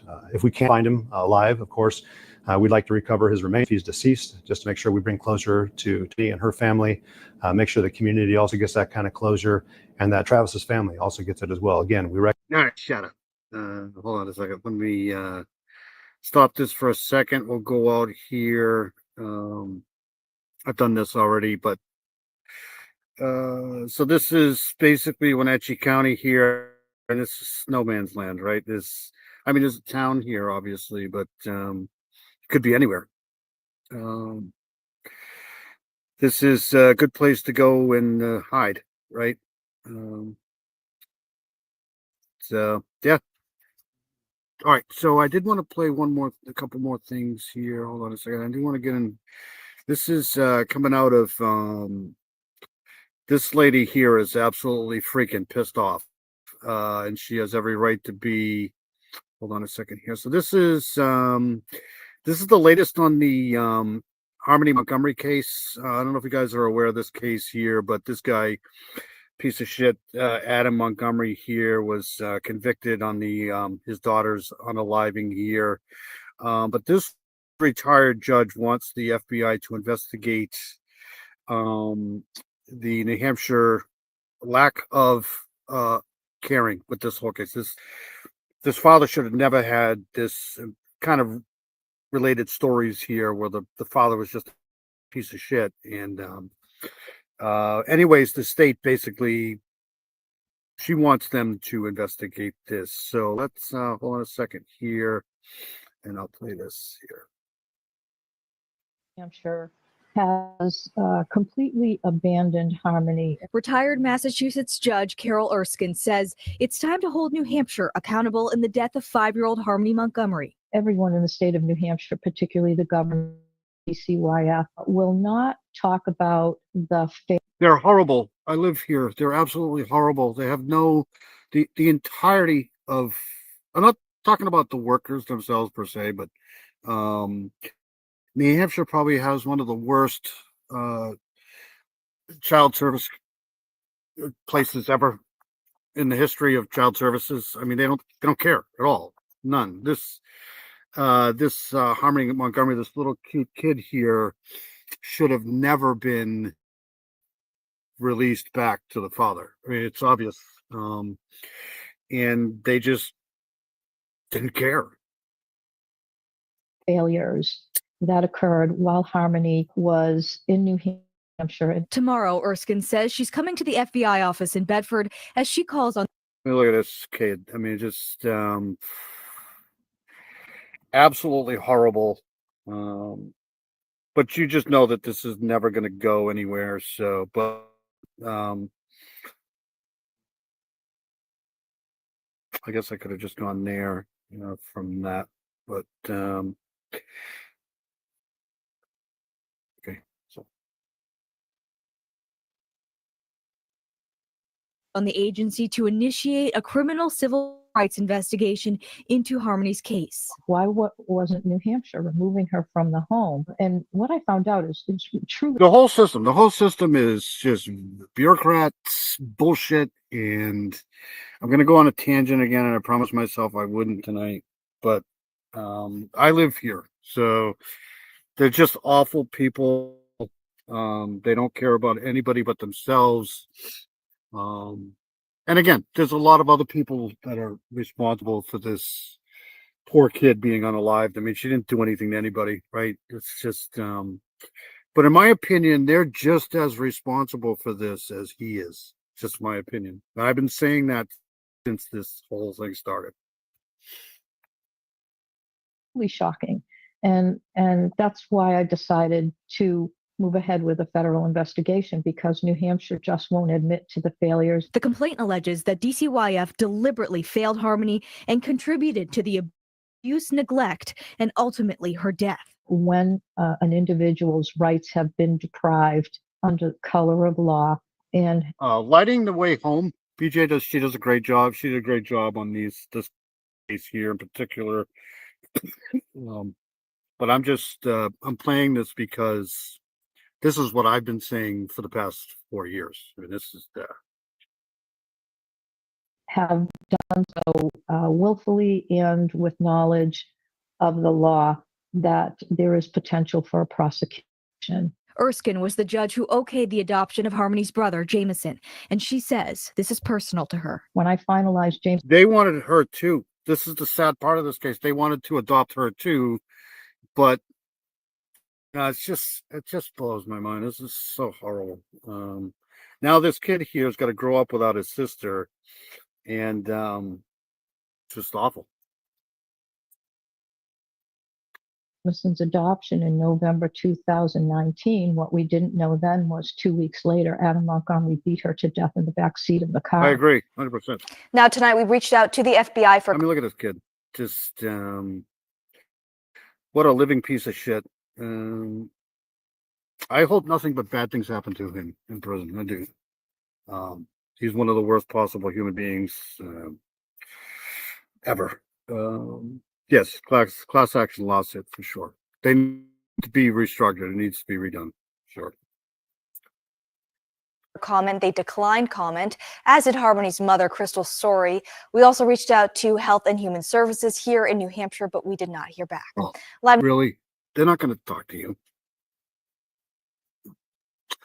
All right, so that's that. I just wanted to play that because that's been sitting in there for a while, and I do want to play this here. There's an interesting thing on this case. If you want to know more about this case, very local. It's right down here. They did a really good. I don't want to say like a documentary on it, but it kind of is. The whole leading up to the whole arrest and stuff like that. This is. So I do want to do one more thing, and then I'll get out of here. See here. We'll do this one here. Hold on 1 second here. It's embarrassing, literally embarrassing. These people are just horrible people all across the board, especially here. All right, so this is the 92-year-old guy found guilty for unaliving woman who was born 133 years ago. This is coming out of Australia, if you could believe it. So 92-year-old Ryland Headley was convicted in Bristol Crown Court of unaliving a 75-year-old mother of two, Louisa Dunn, at her home back in June of 1967. Can you imagine that? Matching palm prints taken at the scene almost 60 years ago led a jury to find Headley guilty on both charges. It's thought to be the UK's longest cold case. This UK or Australia? I thought it was Australia. Maybe not. All right, here we go. Some breaking news from the UK. A 92-year-old man has been found guilty at Bristol Crown UK. Court of the rape. That's an awful shirt. Why did they make her wear yellow? That's so weird. And murder of 75-year-old Louisa Dunn back in 1967 in what is thought to be the UK's longest-running cold case ever to be solved. Ryland Headley was convicted at Bristol Crown Court of killing the 75-year-old mother of two. Sky's West of England correspondent Dan Whitehead has this report. A victim born more than 133 years ago, her killer only now behind bars. Louisa Dunn was 75 years old when she was raped and murdered in her own home in Bristol. Sorry, triggering. It was the latest DNA test. I was born in 67. That finally found the man responsible. This is about your grandmother. You guys. And I said, have they caught him? This came out. I never thought I'd say anything like that. Funny thing here, when I was watching this, wouldn't you just love to sit down and have some tea with this lady? I mean, she looks like that person that, like, you just love to just sit down and have a spot of tea, right? Have you caught him? And she said, we have a suspect. June the 28th, 1967. Louisa Dunn's neighbours noticed she wasn't stood on her doorstep that morning, watching the world go by as she normally would. Instead, they discovered her dead inside her house, bruised, bleeding from one ear, her underwear around her ankles. At the time of the original investigation, police found a palm print on the rear window of Louisa Dunn's house. They took around 19,000 prints from local men and boys, but the man who was responsible, a Ryland Headley, lived just out. I don't think there is a limit in the UK. I could be wrong. Yeah, no kidding. Tell you pretty much everything. I hate tea, but I'd probably sit down and have coffee with them. They pay foster parents lots of money, but they won't give struggling parents any. I know. Agreed. I know that the father couple wanted her to join the brother. I mean, I think they went to court and tried to get Harmony to and they really wanted her, but they released. I'd have to go back to my notes, but I'm pretty sure they released her back to a known DRUG addict. I mean, it's just insane. They need, and not all of them are bad. I'm not saying all of them are bad. The workers work really hard. you know, but it's the system itself. It's just broken. It's terrible. That Adam Montgomery should have never had her at all, ever. They were living in a car. Outside the ring of selected homes, so wasn't found. Traces of semen were discovered on Louisa's clothes, but this was 20 years before DNA testing. All the evidence was stored in police HQ for nearly 6 decades, but in 2024, it was re-examined. New tests found a DNA match. Police were told it was 1 billion times more likely to belong to Ryland Headley than anyone else. I had to read that email a number of times to actually fully digest the content of it and believe what I was reading. And then it was okay, game on. Let's get this investigation going. I'm here today. Why does everybody in England these days sound like Nigel from This Is Spinal Tap? This is weird. Lately, Because I'm arresting you Yeah. on suspicion of the rape and murder What? of Louisa Dunn. Ryland Headley was arrested at his home in Suffolk, now 92 years old. He said nothing in police interviews. No comment. And didn't give evidence in the trial. As well as the DNA link, officers matched his palm to the print taken in 1967. His conviction brings relief to Mary, who has lived with what happened to her grandmother for most of her life. I think it's appalling. The poor woman. It must have been absolutely terrifying. And the reality of a rape, I don't like thinking about. I don't think anybody does. are you in England? Is Trial Junkie in England? I didn't know that. Eventually, I'm going to get back into the whole Princess in the Tower thing. Just I keep promising Charlotte that, but eventually I will. I may do another recording. I think that's the best way to do that. England's got a lot of history, man. Oh, okay, sorry. We have a stalker, Dave. Who? Whom? I think this investigation shows that you should never give up. Yes, it's from 1967, but actually, at the time, we reinstigated it in 2024. That was 57 years ago. There was a chance that a suspect could still be alive. And as it turned out, he was. This is thought to be the longest cold case from crime to trial in the UK. One that's finally brought justice more than half a century on. Dan White. Justice for who? I mean, everybody's pretty much dead. But anyways, it's good that they were able to get, he's 92. I mean, he's probably got, I don't know, a few more months left. He'll die in jail for sure. Prison anyways, sorry. United Sky News in Bristol. All right, that's it. I think we did it. It is I want to play one more thing. Hold on. We'll play this and then we'll get out of here. This is going back to the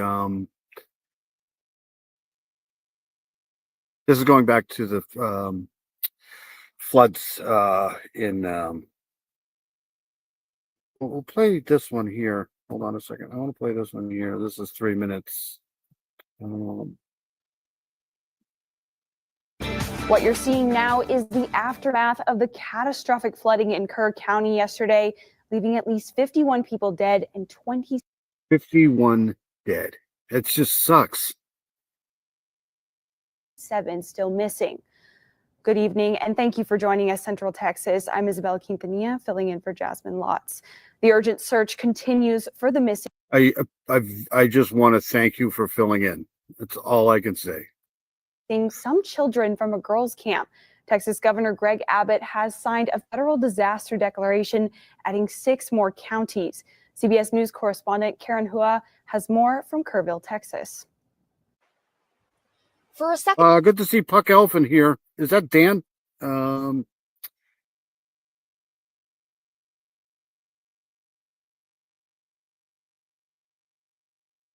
Look at this. Day, rescue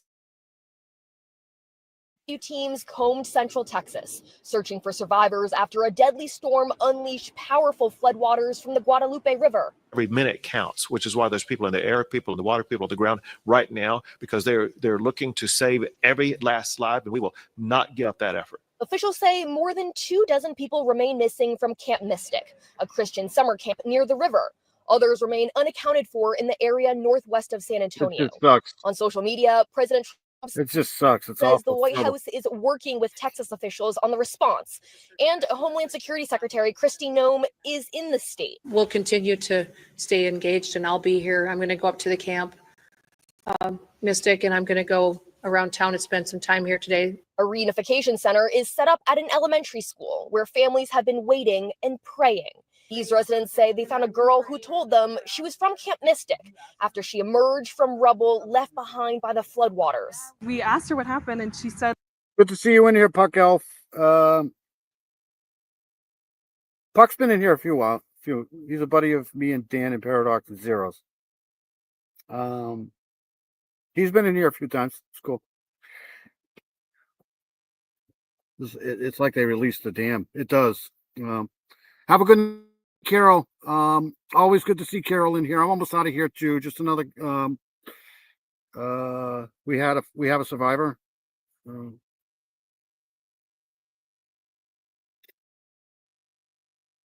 that her cabin was flooding and someone opened a window and she just flew out of it. Unbelievable. It's really scary. She said she was the only one, but at that point we knew there were other missing girls, but we didn't want to let her know that. This 12-year-old boy and his family say they're relocating after their campground was flooded. It doesn't feel safe. It's very humid. There's mud all around, and it just feels like it's tipping over. The National Weather Service and the private forecast AccuWeather issued warnings hours before the flooding began.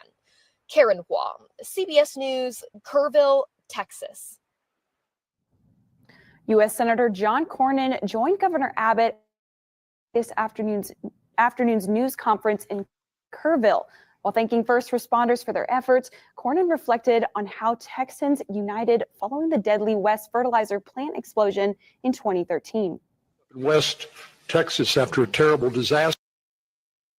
The horrific flooding happening in Central Texas as the search continues for multiple people, including over 20 young girls. I think this is the guy. Is this about the... Through tears and shock, 27-year-old Julian Ryan's family members said the father, brother, and fiance died a hero. Is this about the camp counselor here?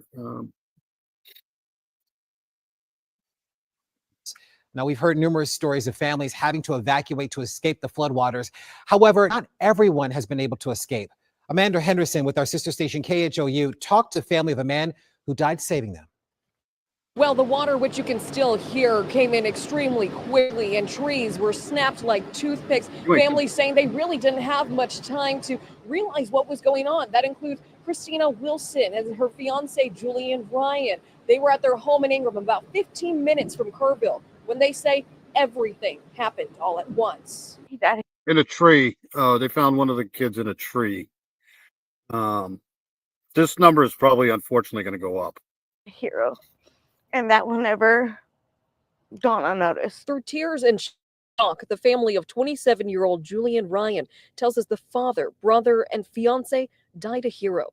In the early Friday morning hours, floodwaters suddenly swelled into the home he shared with his fiance and mother in Ingram, close to the Guadalupe River. And it just started pouring in. We had to fight the door to get it closed just so that too much didn't come in. Roll Tide, bro. Roll Tide. Hold on a second. I want to see this again. Look at this freaking water.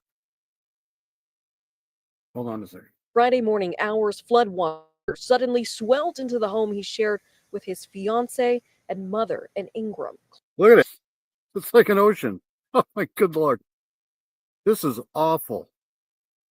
Close to the Guadalupe River. And it just started pouring in. We had to fight the door to get it closed just so that too much didn't come in. And we ran back to the room and we started calling 911. Julian's fiance, Christina Wilson, says after 20 minutes, the water was up to their knees. Julian punching open a window to try and get her. So they had a front drop across the central part of the country earlier in the week. Without getting into too much detail, it was just a lot of water in a very, it's still raining down there, but hold on a second. I got some totals here. 1 day estimate rainfall 3 to 4 inches. And this is 2 day 4 to 6. I mean, they got pummeled literally, and it's not going to stop anytime soon. But it was just a lot of water in a very short period of time, and that river just swelled like unbelievable. 20 feet, 37 minutes. I've never heard of anything like that before. Children and his mother to the roof. It severed his artery in his arm, almost cut it clean off. Christina says they kept calling 911, but no one came in time to save him. About 6 o'clock, my husband was dead. He had lost all of it, all his blood. He looked at me and the kids and my mother-in-law, and he was, sorry, I'm not going to make it. I love y'all. Christina says she found her fiance after the water receded, but his body wasn't recovered for hours. Now, loved ones remember the man they call a hero. He was the hero out of this story. Especially when they told him brother is dying. They should have went to him first. That's how I see it. He's just the kindest person I've ever met in my life, and I will forever love him no matter what. The four stand together, saying more needs to be implemented to never let this happen again. All four of you, do you guys think that flood sirens would have saved lives in this situation? Most likely. Yes. Yes. They would have been, everybody would have been worried, what's that noise? What's that noise? We would have left. We would have went anywhere else. We have so many places we could have gone that were safe. In Kerrville. And developing right now. This is the last one I'll play in here. In Texas, at least 47 people are dead, including 15 children. That number could rise. This is after flash floods ripped through Kerr County. That is just west of San Antonio. You can see first responders today, they are still searching for the missing. We want to show you a bird's eye view of the damage in Kerr County right now. Yesterday, the Guadalupe River surged by 20 to 26 feet within 9. Just think about that. Hold on a second. Hold on a second. Those numbers don't even seem to be real.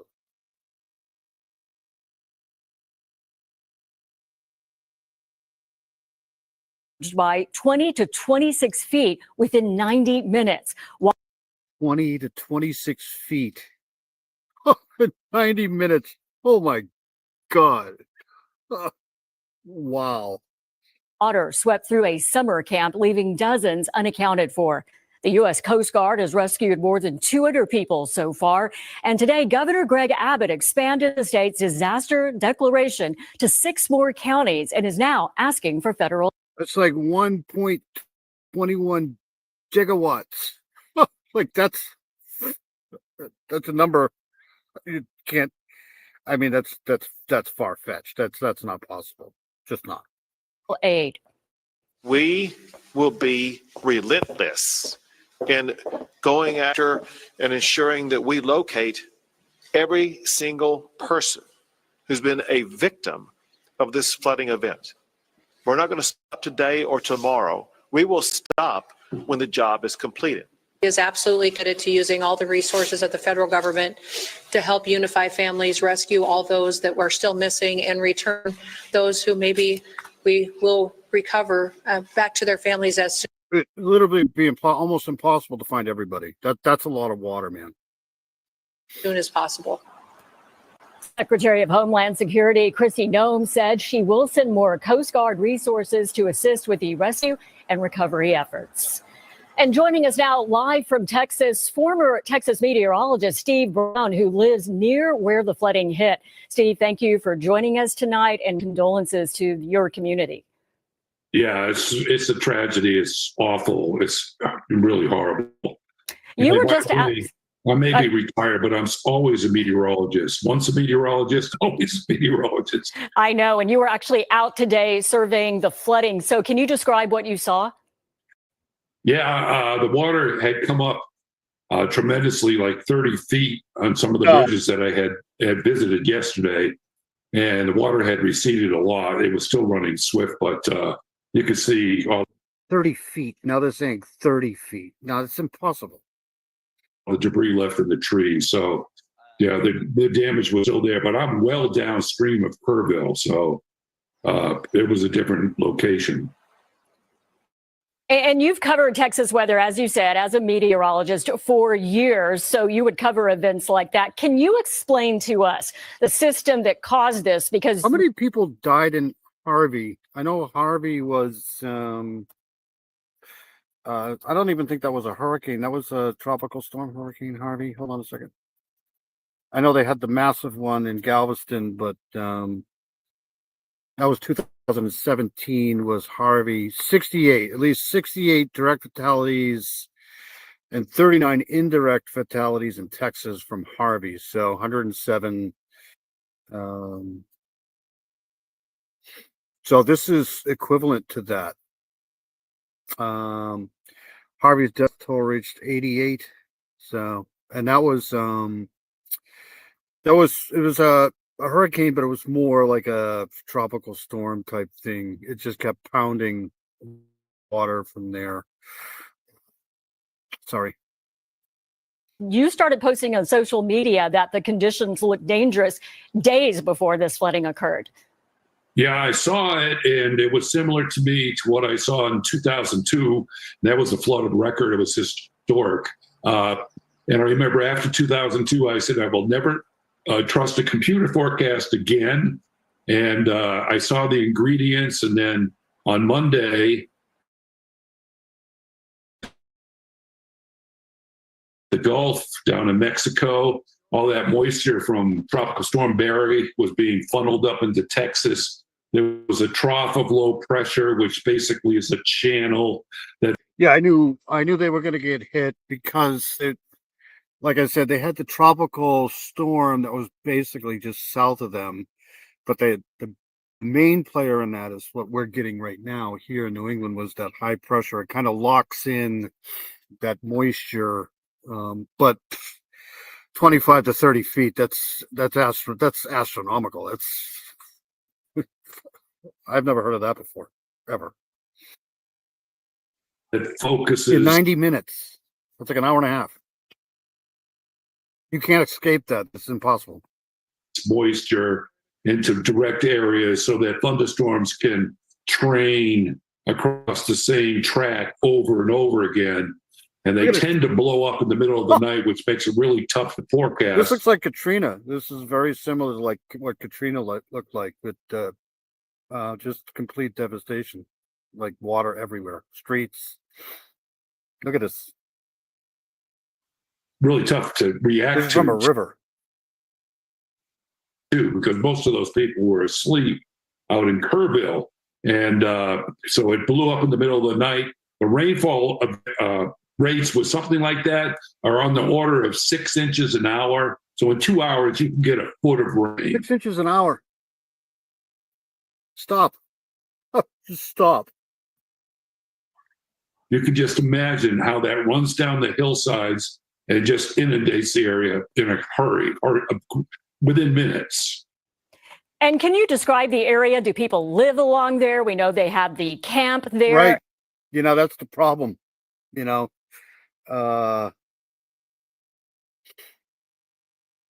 weathercasting is a little bit more than trigonometry, bro. Good night, FARQ. Have a good week, buddy. FARQ is awesome. Stay safe. Have a good week.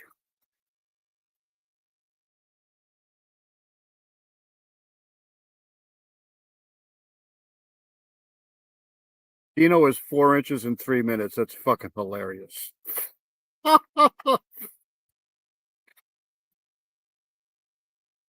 And also, what are rescue teams up against? Well, the rescue teams right now, unfortunately, probably in a recovery mode. They're searching for bodies, which is really sad. Even the place I was today, 20 miles downstream, they were already on this lookout for bodies that might come by, which was, pretty macabre. Yeah, they're working in the slime and the mud right now. And the problem is the ingredients that I recognized on Monday are still with us. I call them rain bombs and tropical moisture, this channel of instability. They tend to focus up at night. So we could have a repeat performance tonight. Yeah, I would not be shocked if there's another, some sort of a disturbance down there in the southern Gulf of Mexico there that starts to probably later in the week. So this could happen again. Closer to, and it's not from the tropical storm down in the Gulf. It's basically from the two, where you get these just heavy pockets of convection that just can drop this amount of rain in very short periods of time. Let's hope not. to San Antonio, maybe out over the hill country during the day tomorrow in the same area that's already been bombed. And I call them rain bombs for a reason. They look like bombs. Well, we really feel for you. We know that there were the camp kids who are involved, and so that's the thing that sucks is the kids. It's just any unaliving is bad, but when there's, they had no chance whatsoever at all. When you have water rising that much in that short period of time, there's just no way. There's just no way you're going to be able to get out of there. Just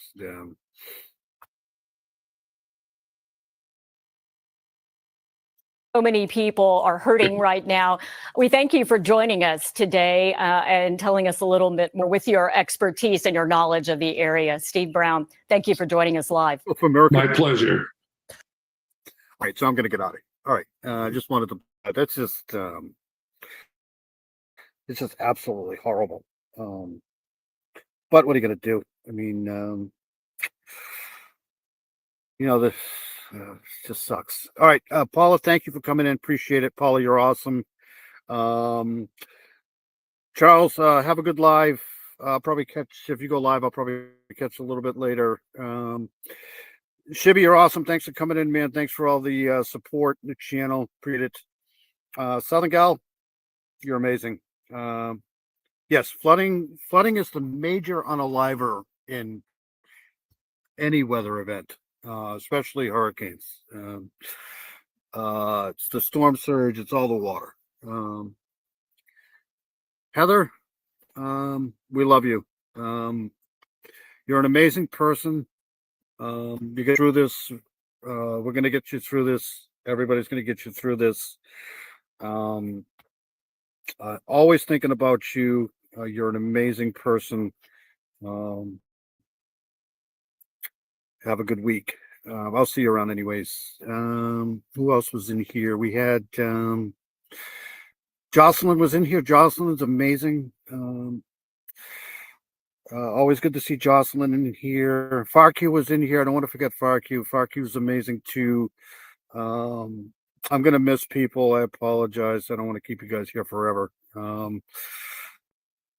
JCN was in here. I know JCN was in here.